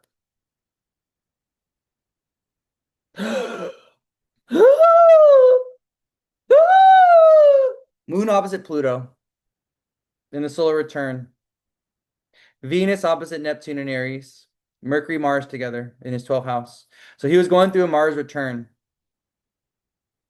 Oh no, that's this year. My bad. Cancel, clear all that. Oh, cancel all that. Hold on. Let's take a look at last year. Well, that's Kim being like memorialized and stuff. Let's go and redraw that. Cancel, clear, cancel, clear. Hold on, guys. I'm waiting for it to load. Give me a second. Bum, bum, ba-da-bum. My internet is like tripping. This might not work. This might not work because I don't know. I don't think I have his exact birth time. I'm trying to go back to 2024. This might not work. If this doesn't work, then we're not, then yeah. Oh, there it is. Look at, whoa, whoop, there it is. Whoop, there it is. Whoop, there. I'm just kidding. I'm sorry, guys. Trying to lighten up the mood a little bit. So look what we have. Venus on Pluto in the solar return chart. Venus on Pluto, squaring Saturn. Uranus, the planet of sudden, unexpected shifts and changes, squaring Saturn, opposite Pluto, opposite Venus. Bam! There it is, right there. We see it in the solar return chart for last year. There it is right there. Mars square the sun. Damn! It's there. It's there, you guys. This is his solar return chart for 2024. This is the Merking. Where is Mars in Cancer? Look at Mars is in Cancer. Where does he have Cancer? In the 8th house. Let's look at the solar return chart. Look at this. Look. Mars in Cancer in the 8th house of death. Squaring the sun. Exactly. The dispositor of his sun is Venus. In the solar return chart, we have Venus in the 12th house in Scorpio, conjunct Pluto, the planet of death, opposing Uranus, the planet of accidents, both T-square Saturn in Aquarius. A karmic turning point. Okay. There it is. We can see it in the solar return chart. We can see his passing in the solar return chart. And if we go look at the transit chart, and what do we have going on? Jupiter in the 8th house, activating that Mars. The moon going to Taurus in the 6th house. Hold on, let's see the solar return chart. How the moon in, I'm trying to see where the moon in Taurus, what the moon in Taurus has to do with this. What's love got to do with it? Oh, Mercury in Scorpio. That's what it is. So the moon in Taurus opposes Mercury. Okay. So moon goes into Taurus, opposes this Mercury right here. Okay. And this is where we get an activation. This is where we get a triggering of events. Look at Moon Saturn in the 8th house. So this is his solar return chart for the year, based off of some random birth time. But based on everyone telling me he's a Sag rising. But look what we have in the 8th house. We have Saturn moon in eighth house of death, you know. Leos, Leo risings, Leo sun, Leo moon, babies. I love you guys, but this is a very karmic year for Leo energy. You know, Leo energy is going through a transformation. They're going through a death and a rebirth. They're going through, a surgery. They're having a surgery. There's something, Leo energy is going through things with that Saturn in the eighth house away from their sign. So it's really interesting how we can see how this manifested um, for him. Also, look at this Sun opposite Chiron in the solar return chart for 2024. And we can see that it's interesting how the moon was in Aries opposing that sun, but then the moon went to Taurus, right? So, moon going into, yeah, Taurus opposing the Mercury in the solar return. But yeah, moon going into Taurus. What's interesting is, okay, so let's go take a look at the eclipse though. So I love this comment. Look what someone said. Someone said, okay, so why would a man who believes in Jesus be way off? I'm not laughing at you, I'm laughing with you, okay? Oh, listen, there's a lot of people who claim to be Christians and believe in Jesus, okay? And let me tell you, they're way fucking off. They missed the message. They missed the memo. They didn't read the New Testament, okay? They're just going to church and showing up and throwing money in the coffer. They don't even know what the fuck they're doing. They don't know what to believe in. They're just hoping and praying that they don't go to hell, okay? But there's been no depth and no analysis, okay? It's unfortunate.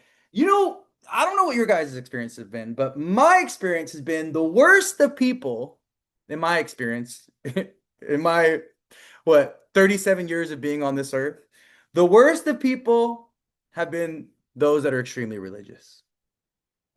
And what's crazy about it is that they have this idea that they're more superior, that they're more righteous, that they're better than, that they're good people, they have integrity, they have truth, and they're the most judgmental, they're the most hateful, they're the most prejudiced, they're the most, and honestly, I think the religious cover up, the reason why they go to church, even though they're bad people, is to cope with the truth and the awareness of them knowing that they're just a terrible person and they're a bad person. So the way that they're coping with that is by showing up on Sundays and then giving the world hell and being a terrible person the other 6 days of the week.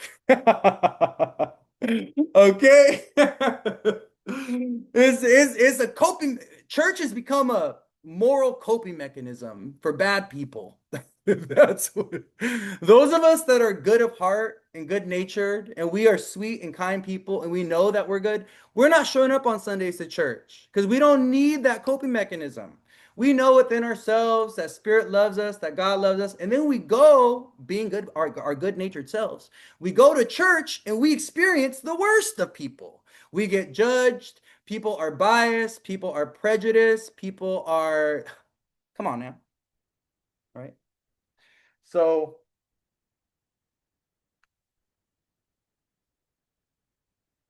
well, um, Marniquez. Okay, I'm gonna explain to you why this guy was. I talked about this in the very beginning. Let me see who's here. Let's see who's here. I talked about this in the very beginning. How this guy has a signature of being very pompous or being self-righteous or kind of like being a preacher and being very opinionated around his beliefs, but also kind of being like prejudice, bias, or having beliefs that are not really like, ethical and righteous when it comes to like the grander scheme of things, like having very biased or prejudiced beliefs. And we talked about this in the beginning when I was looking at his chart and I was talking about the Sun Jupiter conjunction. So when someone has Sun Jupiter conjunct, okay, Kanye West has this, his daughter has this, okay, they can have, I'm doing better at not speaking in absolutes. Even if I speak in absolutes, it's because I have Mercury in Scorpio, and it's because that's how I tend to see things in absolutes, like very black and white, because I have Mercury in Scorpio, okay? But even if I'm speaking in absolutes, okay, many times I don't mean it, okay? I'm actually, things are a lot more flexible and bendable, and they're not so rigid and black and white, all right? But sometimes I speak like that, okay? Just, I want to let you guys know. But so when Sun and Jupiter are together like this, okay, Jupiter is inflating the ego and the self-importance of the Sun. All right. And this is considered a this is malefic. So this is actually this it depends on where it's at, right? In the 11th house, this is kind of neutral.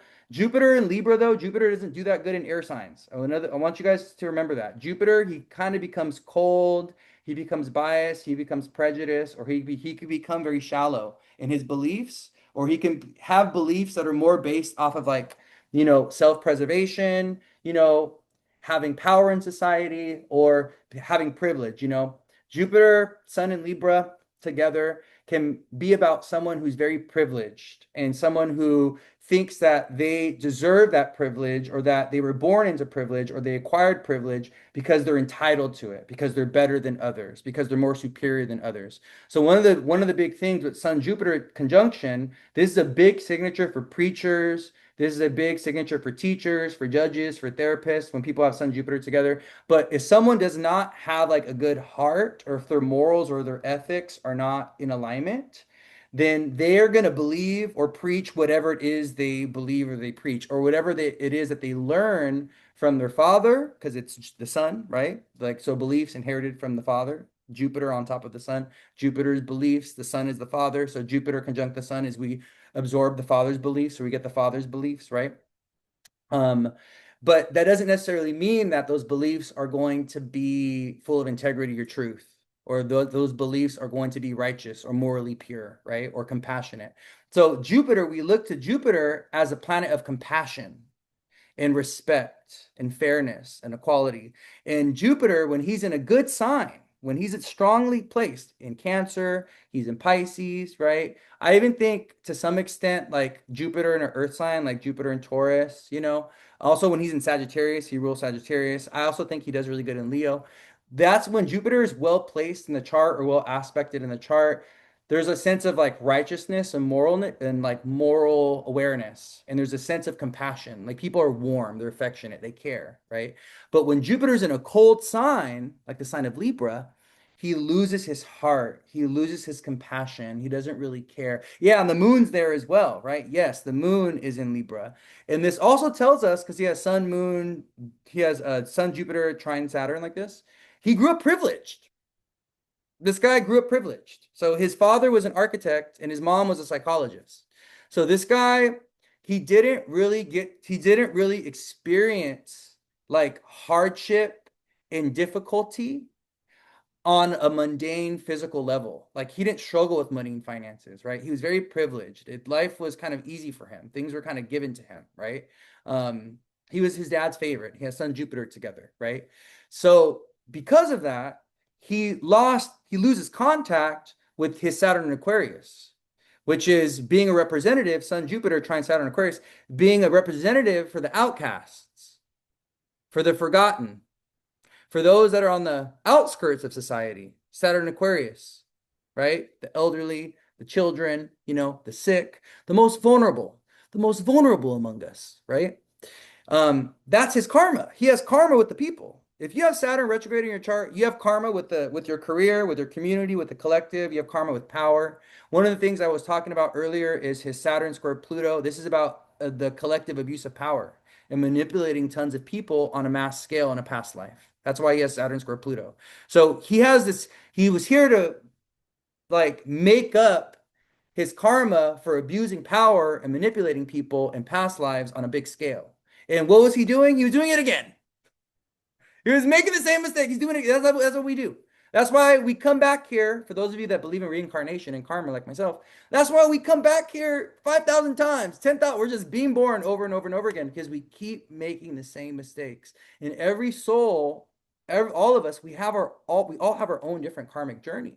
Some of us, we have karma with love. And we always end up in abusive relationship after abusive relationship. Our mom was in an abusive relationship. Our grandmother was in an abusive relationship, right? Like, it's just like this. And every time we come back, we choose the same negative partners. We choose to be in abusive relationships again. And our karmic journey is to make a better choice and to choose a partner that's actually sweet and kind and loving and compassionate, right? And who's not going to be abusive. And we all have different karmas. Everybody has it. Everybody has their own different karmas. Otherwise, you wouldn't be here, okay? You wouldn't be on this planet learning these lessons, right? So we got to be able to, the beauty of astrology is that it allows us to identify where we carry karmic burden so that we don't make the same mistakes in this lifetime and we do something different. I wish this guy would have come to me for a chart reading, years ago. I would have told him, walking this path of yours, my friend, is a little dangerous. Is a little dangerous. You might have hidden enemies, or you could end up, attracting people that hate you, that do not like you, that want to take you out. Because there's certain aspects that he has that tells us he can have someone that is out to get him, right? That has a plan to take him out. Because why? He has a 12th house Mercury Mars. Mercury Mars in the 12th house of hidden enemies. This is a man, Mars, who has a plan, Mercury, to murk him, possibly, right? Mercury Mars in the 12th house, right? Not only that, he has moon opposite Lilith in Aries. Look at this. Moon opposite Lilith in Aries. This man had an anger problem. He liked to fight. This man had an anger problem. He was argumentative. He liked to fight. He liked to trigger people. Moon in Libra opposite Lilith and Aries. Like, this is just being combative and arguing. It's like a lawyer, like, right? If you wanted to be a lawyer, buddy, just be a lawyer. Sun, Jupiter, Moon in Libra. Okay? If you want to fight and argue, go do that in the courtroom and go do that for righteousness or for truth or for justice or for, equality.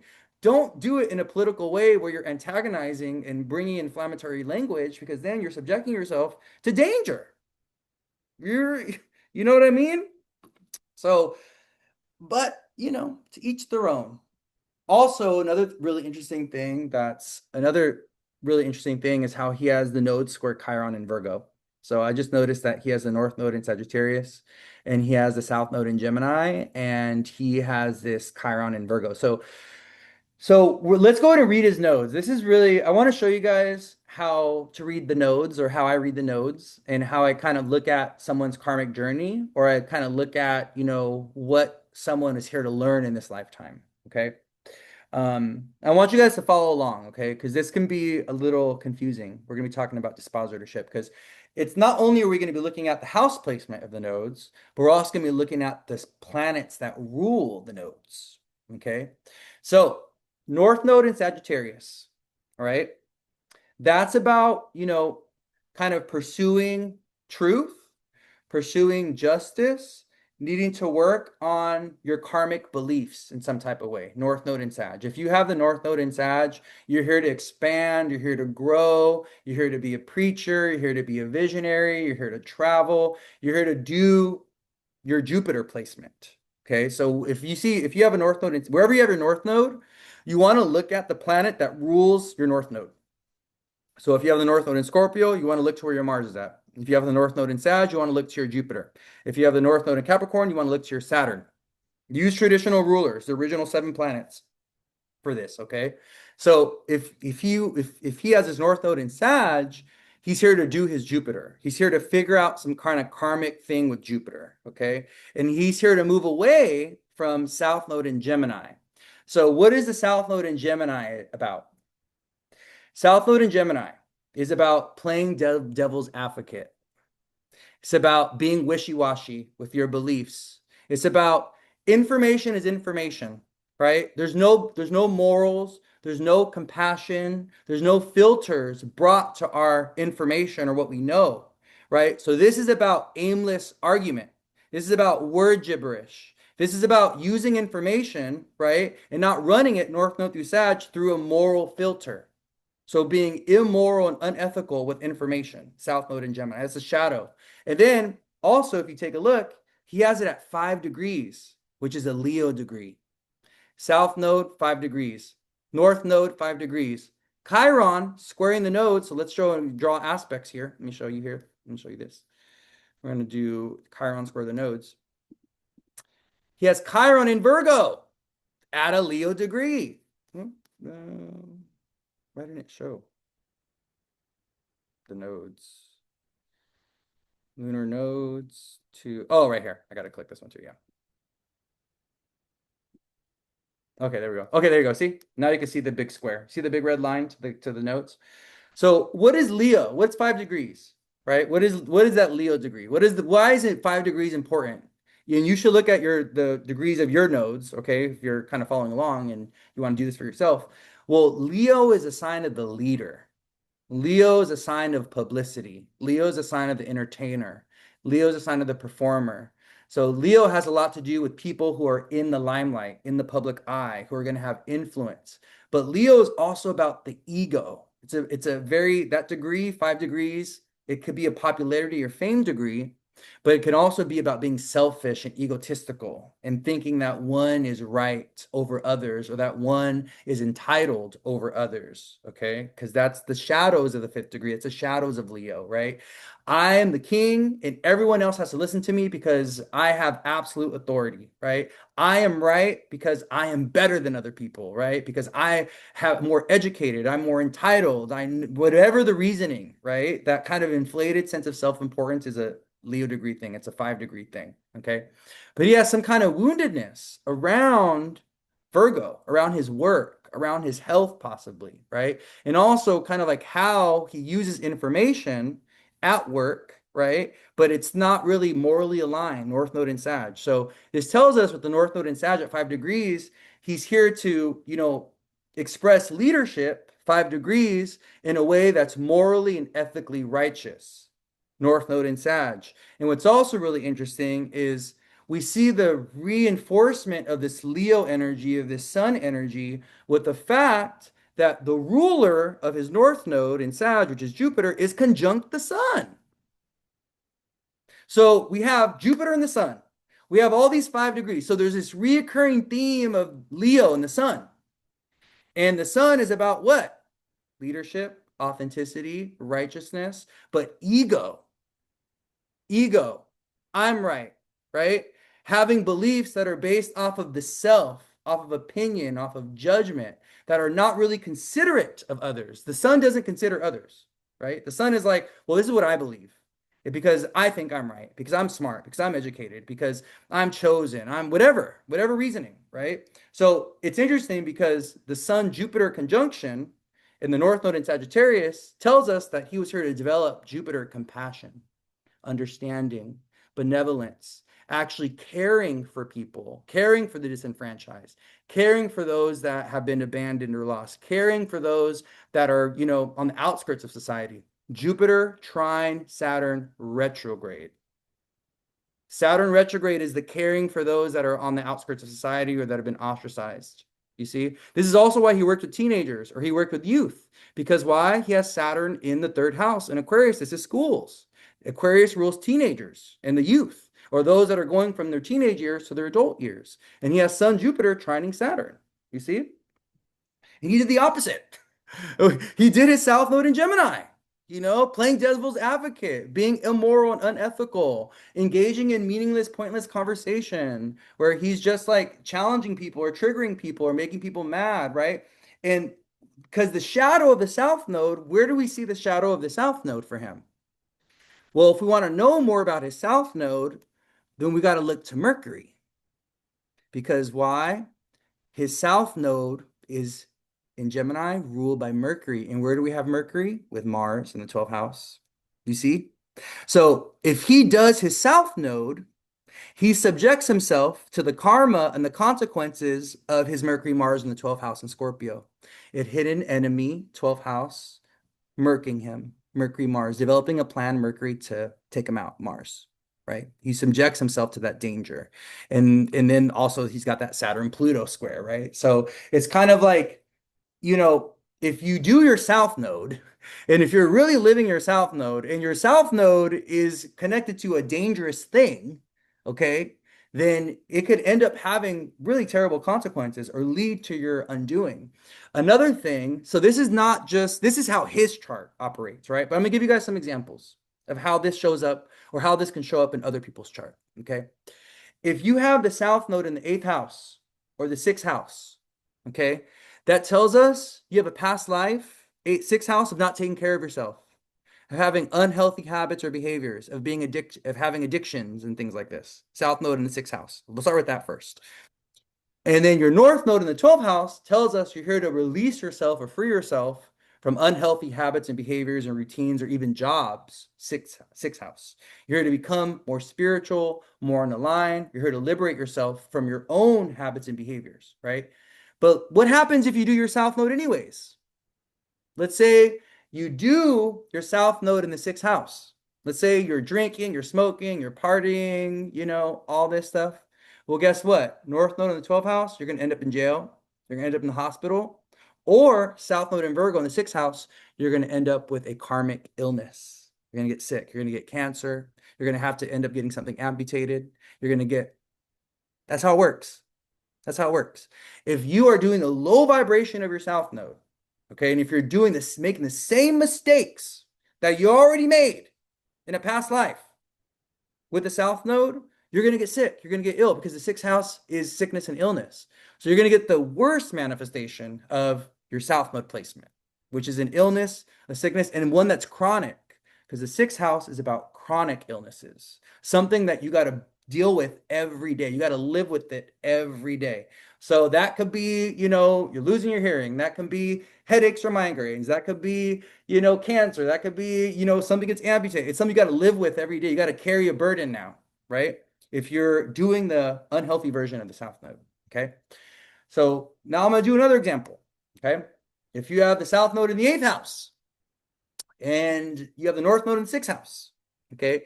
This tells us you have karma with money and finances and food and diet and what you eat. Okay. So South node in the eighth house, whenever I see that, that tells me that this person has karma around material exchange with others. So it's kind of like, not paying other people back, taking advantage of a spouse, in a past life, stealing someone's inheritance in a past life, abandoning a spouse in a past life and not, taking care of them or not supporting them or letting them do their own thing. That's the south node in the eighth house. Okay. Or even like financially taking advantage of others or financially scamming others. That's the south node in the eighth house. That could be the karma of that. Okay.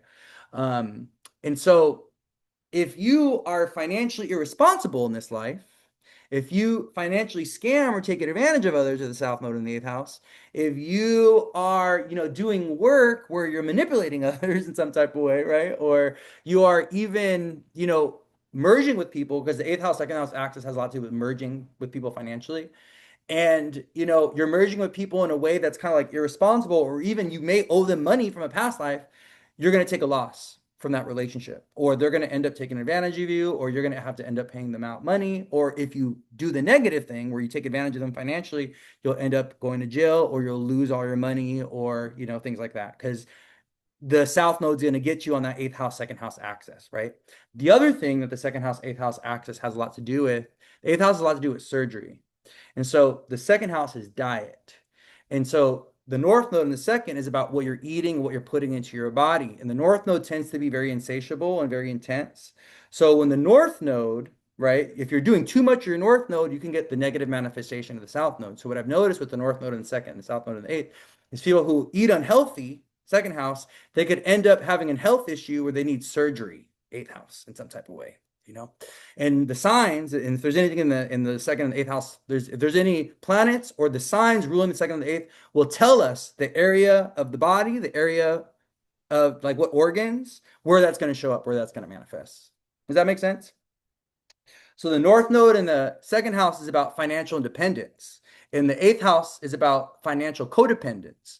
And so what I've noticed is when people who have a south node in the eighth house are financially codependent on others, whether it be a spouse, whether it be a parent, okay, whether it be the government, like they end up dealing with the worst, like their money karma gets all screwed up. Like they end up feeling like they're a prisoner to their parent or they're a prisoner to their spouse, and they like lose their freedom. Like they have nothing for themselves, So if you have the south node in the eighth house, your goal with the north node in the second is to be financially independent and to free yourself financially from any kind of parent or any kind of spouse or anything like that. That's your goal. Because if you do the eighth house thing where you're financially dependent on someone, it pulls you into this past life karmic thing where you're going to end up feeling like you have no freedom or you become a prisoner to the person that you're financially dependent on. Very common thing. I see it all the time. I see this in women's charts too. I always see this with women. They're like, oh, I want to marry a man. I want him to take care of me. And I'm like, well, be careful what you ask for because you had that before and you didn't like it that much. It actually wasn't great. So make your own money, be financially independent, okay? Because if you are someone that has this desire for someone to take care of you financially, right? Like that, the karmic consequence of that may be, well, the cost of that is your freedom. You can't leave the house. They have full control over you. Think about what you ask for first. Be careful. A lot of people are like, oh, I want this, but they're not actually thinking about what that would look like practically or the consequences of that or how that can be actually a very dangerous or detrimental thing, you know? All right, let me go back and let me go read what people are writing here. Do you think it matters if the placement of your nodes changes between house systems? Because in Placidus, due to my interceptions, my south node is in Libra on the eighth, but it's in my ninth.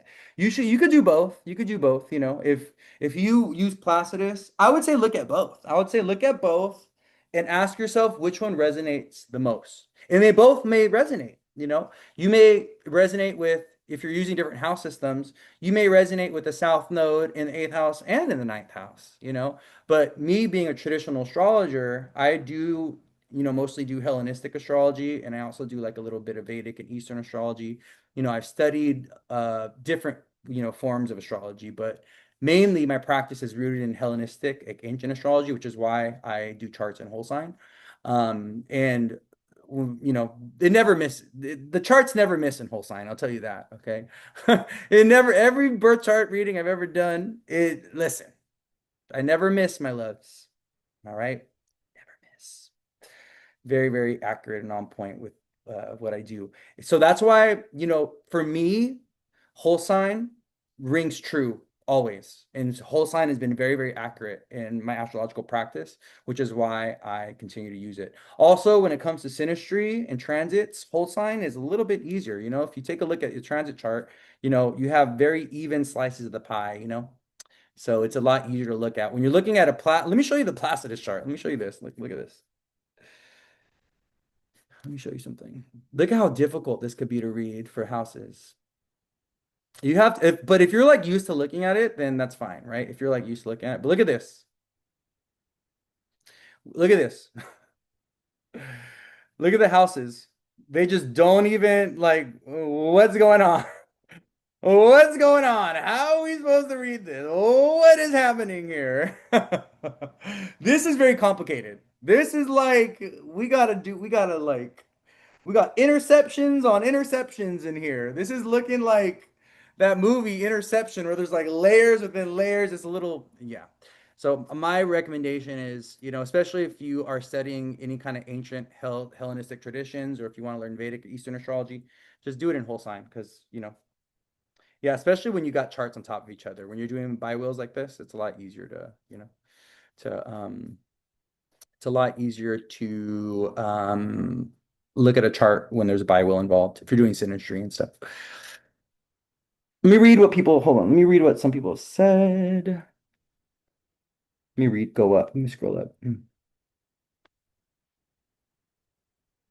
I understand what you're saying, but you're saying he deserved to be murdered and he was really evil. And I understand what you are saying, but you are saying he deserved to be murdered and he was really evil. Covering it up. I don't think anybody deserves to be murdered. I don't believe that. I'm not saying that he deserved it, but I'm saying it's the karmic consequence of his actions, right? I'm not judge and jury. Who am I to judge? I could be totally wrong about this guy's character, but from everything that I've seen, okay, he seems like he was very triggering a lot of people, and that he had some very strong beliefs that were agitating, to people, and that were very problematic to a lot of people. And right, what happened to him more than likely is the consequence of the strength of his beliefs and the conviction of his beliefs. You know what I mean? So I'm not saying that he deserved it. I'm not saying that anyone deserves to get murdered, right? But it's the unfortunate truth is that people are murdered every day for less. People get murdered over burgers. People get murdered over $10. People get murdered over nothing sometimes. Sometimes it's just a random thing. where there's no rhyme or reason, you know? Sometimes people catch a stray bullet, and why? I mean, but what astrology shows us is that even if the why we don't get it, we'll see it happening in the astrology. The astrology will show us this happened, right? Regardless of how we feel about it or the meaning that we attribute to it, or whether or not it's good or bad, whatever our opinion is, doesn't matter. Because the fact of the matter is, the astrology is showing us that on this day, at this time, this man is going to be subjected to some kind of attack. You see what I'm saying? So, do I think this man deserved to go out this way? No, of course not. I wouldn't wish death on anybody. I'm not that type of person. I'm a very loving, very kind person. But in kind of understanding his chart, and being someone who does practice astrology and kind of understanding what his karmic path is, I can see how he got himself into a situation where he subjected himself to getting shot like this, right? Because if he wasn't, following this political path that was about, antagonizing people and being very problematic and emotionally triggering people, or even bringing out strong emotions from others, more than likely he would not have been subjected to being shot, right? This wouldn't have even happened.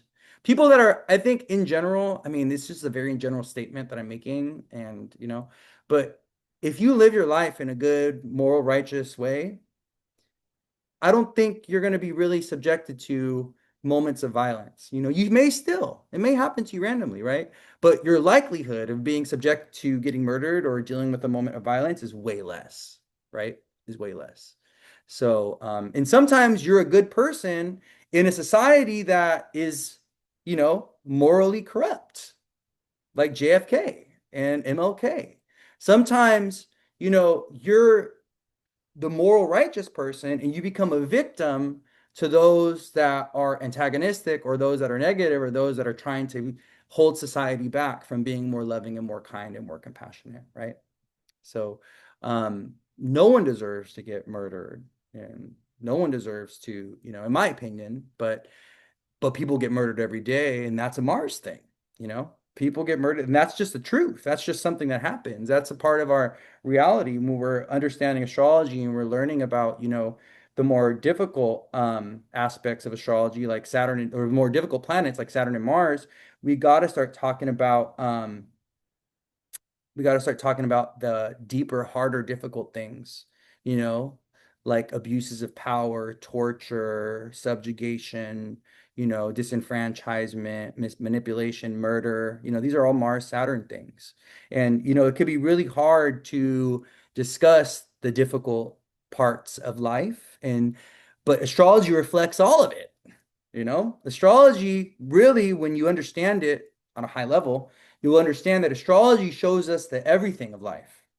Every planet rules over something, right? So even when we're talking about the dark, shadowy things like, rape and murder and, domestic violence, and we're talking about these things that are really hard to talk about, but they're part of our lived experience, that comes back to a planet. That comes back to something in astrology. Astrology has something to say about that, about everything, right? So does that make sense? So I don't, in moments like this, we can get really caught up in like what is right and what is wrong, and does someone deserve this? We can have these really strong emotional reactions and these really strong opinions. But the way I operate, the way I don't really feel too strongly about things, Like I obviously I do have Jupiter and Aries squaring my moon, so I do feel I'm a very passionate person. But when it comes to like, it's not that I don't feel strongly about things. It's just I'm coming from a little bit of a deep, detached, elevated perspective. So I don't get all involved in the fact that someone got murdered. You got to take a look at the bigger picture. When someone is martyred or when someone gets murdered or when someone passes away, if you can detach from the experience of it, there's a bigger message. There's a bigger, there's something like that the universe or that spirit or that, the divine is trying to tell us. It's a message. Things don't just happen without reason, in my opinion, right? So, does that make sense?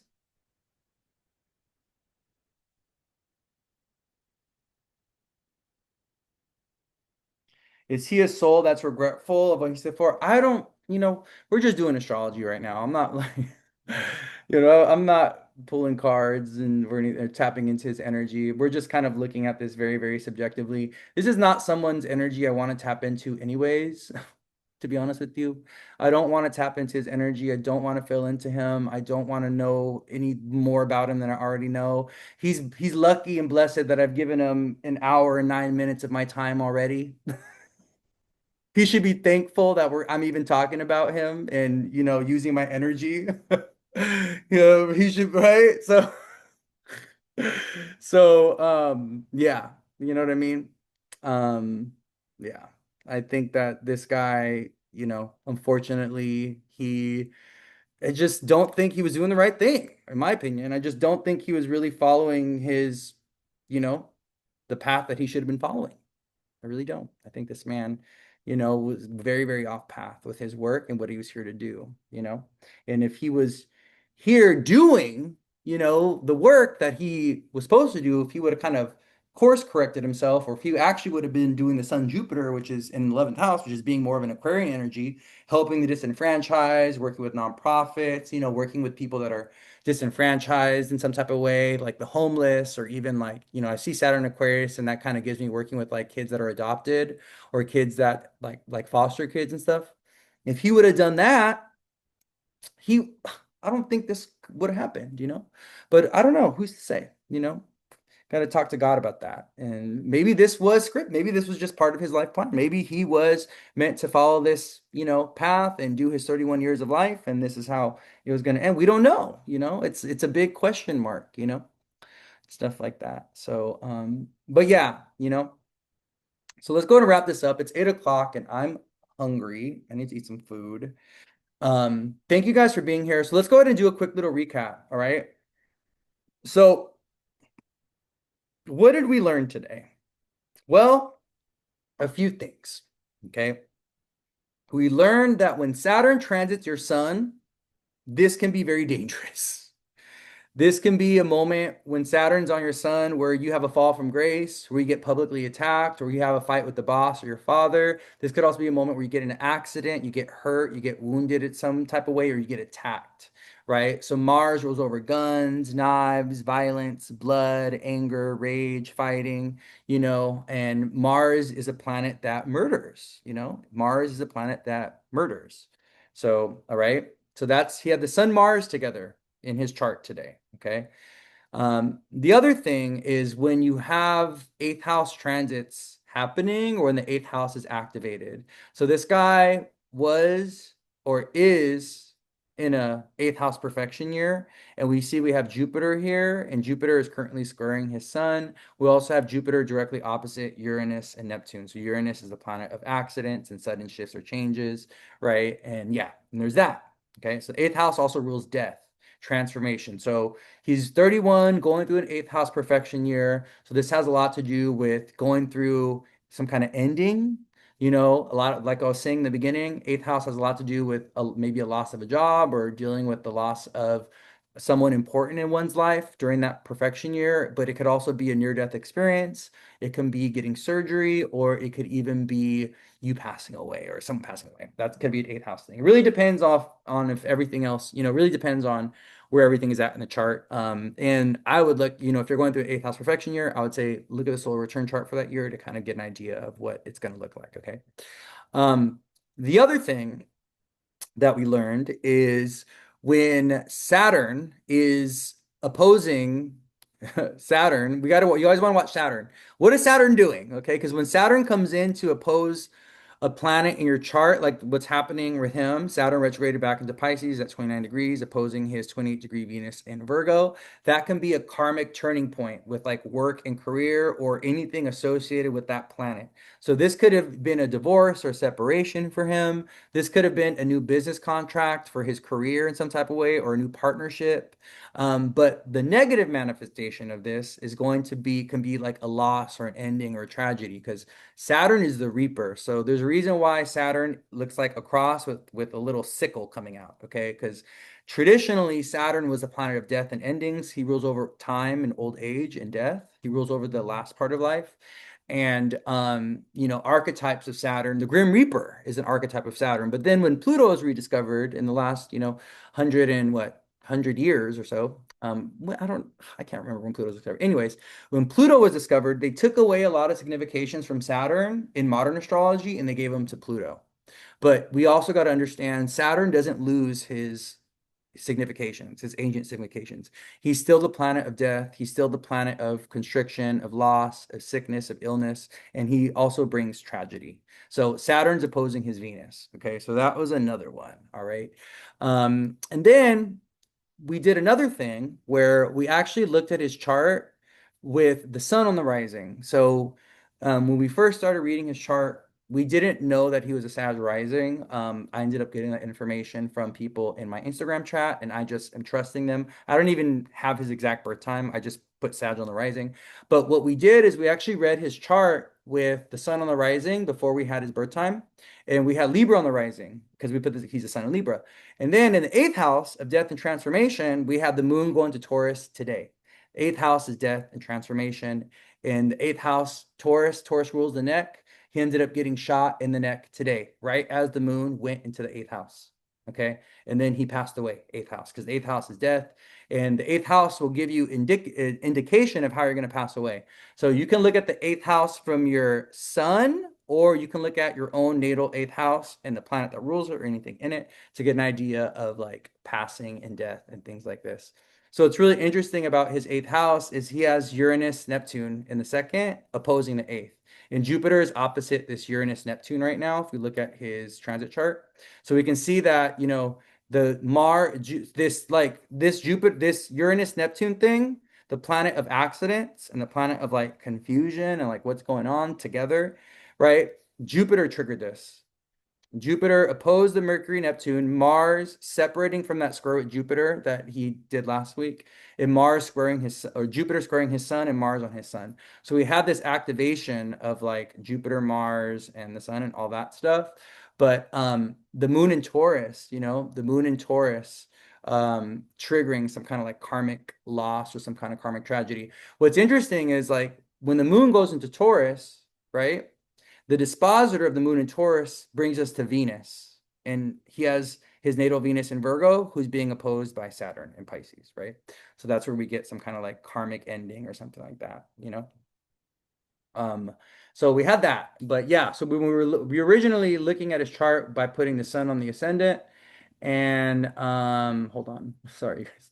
And then the moon going to the eighth house of death from his sun, that's where we saw like the passing and the karmic tragedy and all that. Okay. Also, another thing that we talked about is we're in the middle of eclipse season. Okay. And if he's immutable rising, then that means the nodes and the eclipses are hitting him. He's also going through a nodal square. It's not like exact yet, but he is going through a nodal square. So, yeah, Sag, Gemini, Pisces, Virgo rising. This is like, this period right now. We're in eclipse season. It is September 10th of 2025. We just had our eclipse 3 days ago on September 7th. And this is like a period of like a karmic turning point that mutable signs could go through where they can get exalted and good stuff can happen, or they can have like a fall from grace and they can lose their position in society or whatever, or something like that, or they can even like, just experience like a tragedy or a loss. So it's really like it's really, the eclipses are kind of like a crapshoot. It's like the Wheel of Fortune. You spin the Wheel of Fortune, you don't know where you're gonna get, but wherever it lands is what you end up getting, and you just got to accept that. But yeah, keep in mind another thing that's really important to understand about the eclipses is things that happen during the eclipses tend to be very karmic or fated in nature or very written. So a lot of things that are happening right now, they're kind of like part of a timeline that is necessary, or like there's no other way around it. There's no other way of avoiding it. So was his passing karmic in nature? In a way, yes, I guess. I think it was a result of choices and decisions that he's made up until this point in his life. But yeah, we get this energy of like karma and fate looking down upon us and, destiny in some type of way. But that doesn't always, it could be good or it could be bad. It's really a crapshoot, really depends. So there's that. What else did we talk about? We talked about his Sun Jupiter conjunction for a while, how that can be about people that have really strong beliefs or opinions, or who are leaders or bosses, or people who are very egotistical or arrogant. You know, Sun Jupiter is an arrogance thing too.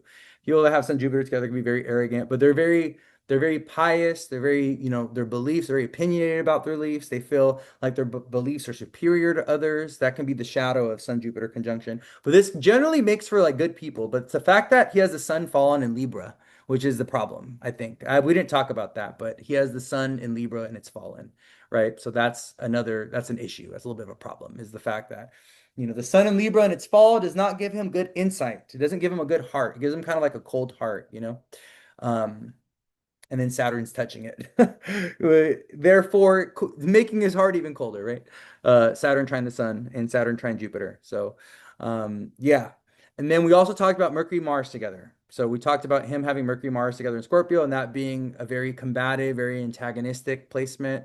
People that have Mercury Mars together can be very, they can manipulate, they can have bad speech, they can like to cuss. And then because it's in Scorpio, Mercury Mars in Scorpio, this is about trying to have psychological power or psychological influence over others, or trying to change people's minds or influence people in some type of way, even if it's inflammatory, even if it's triggering. So, what we talked about with the Mercury Mars together in Scorpio is emotional manipulation and doing everything like him emotionally manipulating situation or saying things in order to emotionally trigger people to gain power back in a situation or a circumstance or in a conversation, right? This could be a very, very toxic placement, but this could also make someone very ambitious, very organized, very powerful, very forceful, very strong will, very strong speech, very good with words. Mars, Mercury can make someone really good with words, especially because Mars is in his rulership in Scorpio. Yeah, all ruled by a weak Venus. Yeah, he has the sun fallen and then he has Venus fallen, right? So that's why the man was a little ugly. I'm just kidding. I didn't say it. Generally with Libra, we expect some kind of attractiveness. We expect some kind of beauty. We expect some kind of elegance, some kind of grace. Okay? But when you have a fallen sun in Libra and then your Venus is fallen too, well, you get a face like this.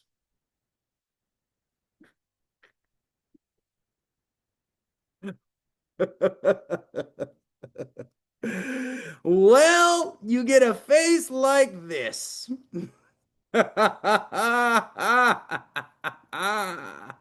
You get a frumpy little face like this. Sorry. One thing you weren't blessed with in this life, my friend. Elegance, grace, beauty, fashion sense, charisma. Sorry, it missed you. It missed you. Oh, look at this. Oh my goodness. Come on, guys, be respectful. Don't be rude. Don't be rude, you guys. Be nice. Okay? Be nice, you guys. Be nice. Don't be rude. Where'd that picture of him go? I was looking for that picture. I was looking. I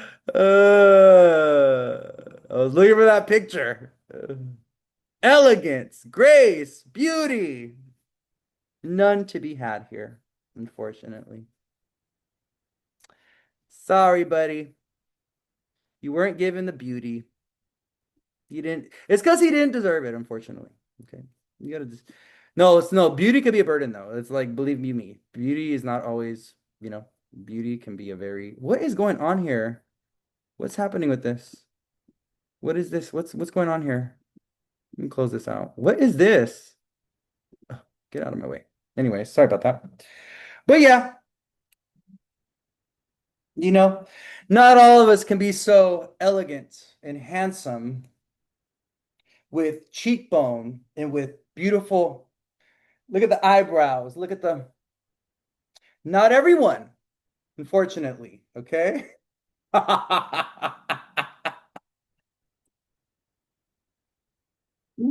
Oh my goodness.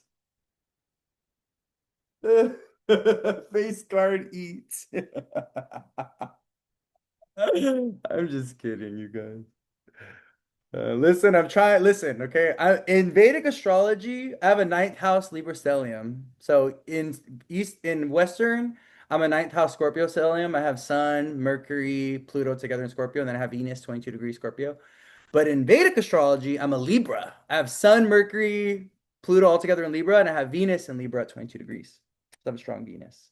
So I mean, I'm not trying to say I'm handsome and artistically gifted and I'm charismatic and I have a nice sounding voice, but no, I'm just kidding. I love you guys.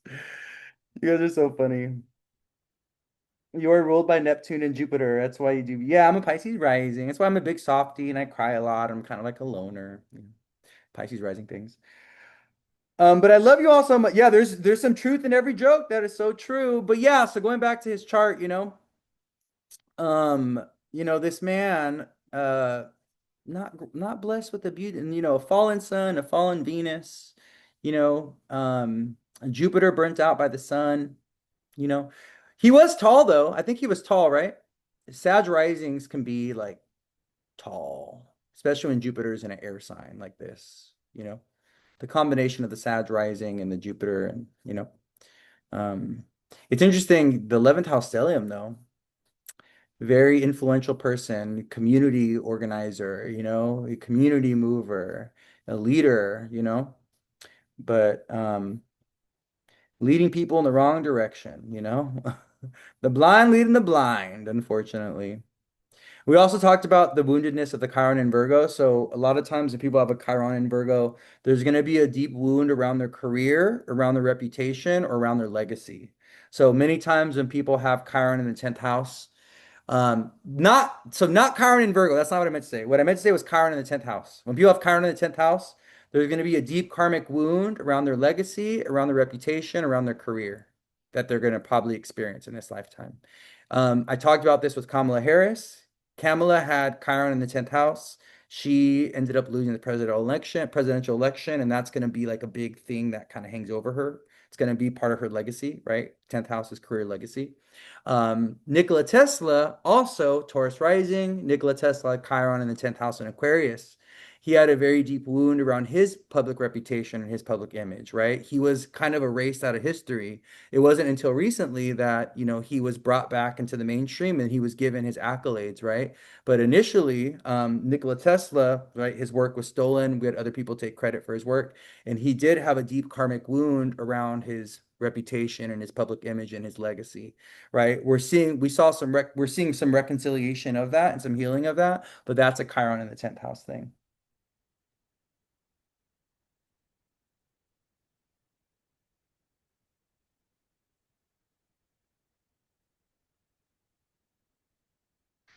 I don't understand what you're saying, my love. Someone said, wait, what do you mean in the wrong direction? I thought we were respecting each other's beliefs. What happens when someone has beliefs that go against your right to live? What happens when someone has beliefs that disrespect your culture, your ethnicity, your heritage? What happens when people have beliefs and ideas and opinions, right, that discredit you or that dehumanize you as a person? What happens? What do we do? Are we going to respect those beliefs? No, we're not. Because those beliefs are what? Unethical, immoral. They're not righteous. They're not rooted in compassion and love and justice, right? And respect. They're rooted in bias and prejudice and bigotry and hatred and racism or sexism, right? So do I respect his beliefs? Of course not. Do I respect him? Maybe. Do I respect his beliefs? No, because this man would have had no respect for me. You know, he would have had no respect for. If you're a woman, if you're a person of color, if you're an LGBT person, I guarantee you this man did not respect you, did not care for you, would not have bat an eye if you were to lose your life. Okay, so he said it. He said, you know what? If having our right to bear arms, comes with the cost of a few lives every year, then so be it. That's the price that we gotta pay. you know? So if there's a couple dead kids every year, all right, but we have our right to bear arms and we get to keep our guns, well, that's the price that we got to pay, right? That's what he said. He said that. He said that. Go look at the video. Go look at my stories. He said it. Does that make sense? I love you all. Thank you all so much for being here. I appreciate your guys' insight. I hope you guys learned a little bit of a thing or two today. It's okay. You know, all we can do is, give the information and we can try to encourage people to open up their eyes and, see things from our perspective if they can, if they're willing to. And if not, that's okay. People are entitled to their beliefs and their ideas, right? Just because they're entitled to it, though, doesn't mean that we got to be subjected to their beliefs and their opinions and their ideas, right? And that's the issue. You're entitled to believe what you believe, but don't impress that upon me. Don't make your beliefs and your opinions that are biased and prejudiced and racist, don't make them law and don't subjugate them to me, right? You can dislike LGBT people over there, but don't make that a law. And then all of a sudden I lose my rights and my freedom because of your beliefs. That's when we get into very sticky, dangerous territory with beliefs, right? And beliefs are meant to be challenged. If someone has beliefs that are not righteous or moral or ethical in some type of way, we have to challenge them. We have to call them out. We should. That's not right. That is wrong, you know? Right? We should. We should challenge people's beliefs. We should question them and we should be like, "Hey, that's not right. That's off. Something is wrong there." Right? And the fact that we've been going so long without having these conversations around beliefs and morals and what is right and what is wrong and, is why we're in this predicament we are in today in the States. Is why we end up having Mr. Orange Man as the president, right? What's up? What are you growling at, Bubba? What's outside? Hmm? My dog's over here growling. All right. But I love you all so much. I'm gonna flip this around. Thank you guys for being here. I hope you guys learned a thing or two today. Um, it was a lot of fun hanging out and going over the astrology with you guys. It's just so crazy how I just cannot reiterate how it's so crazy how on Monday when I was doing the week ahead and I was looking at the moon conjunct Chiron and Aries, I was like, Wednesday, watch out, guys, because what I've noticed, it's a pattern I've noticed. When the moon squares, conjoins, or opposes Chiron and Aries, we tend to get an act of violence on a public scale, and tend to get like people getting murdered, people getting shot, or people getting stabbed. Because Aries rules violence and murder, and Chiron and Aries is about the emotional triggering of men and people, feeling very passionate, and people acting on their passions or their woundedness, right? So it's just so crazy how I talked about that. And here today on Wednesday, we had it manifest. That's just nuts to me. That's kind of crazy how that happened. But I love you all so much. Have a good night. I'm gonna go ahead and post this so you guys can go back and watch it if you'd like. And I do think I'm gonna go ahead and post this on YouTube as well. I think, my YouTube followers would really appreciate this as well, we were here for 2 hours. Can you believe it? And we didn't even get to a lot of his chart. There's a lot of things that we didn't even talk about his moon in Libra. We didn't really talk about the Uranus-Pluto conjunction he has in Capricorn.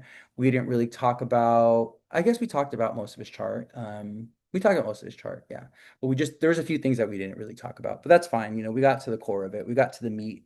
We got to the meat and potatoes of the matter. And I think that's what's really important, So have a good night, my loves. Everybody who bought a badge, thank you for buying a badge. If you want to buy a badge before I close out, you want to show me a little bit of love, you know what I mean? You learned something and you found this live very valuable, very informative. And you want to buy me a little badge. I'm talking to my Instagram peoples right now, for those of you on YouTube. But yeah, no harm, no foul, no pressure, okay?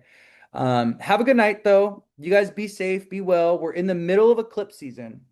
We just started. This is just the beginning. We just got here.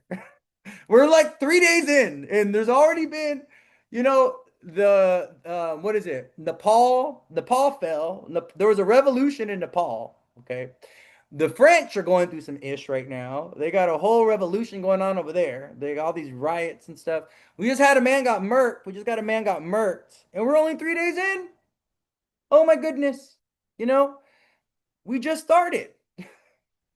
We got a whole month of this. We got, almost 3.5 weeks of eclipse season energy left. So buckle in, you guys. Put your seatbelt on, get your helmet on, okay? Have your gun ready and your knife ready. Make sure you have your shield. Make sure you're wearing your armor. It's unfolding to be a little bit of an intense one. It's a little bit of a wild eclipse that we got going on, wild eclipse season so far. All right, but I love you all so much. Have a good night. I'll see you guys around. Take care. Okay. All right. Bye, you guys.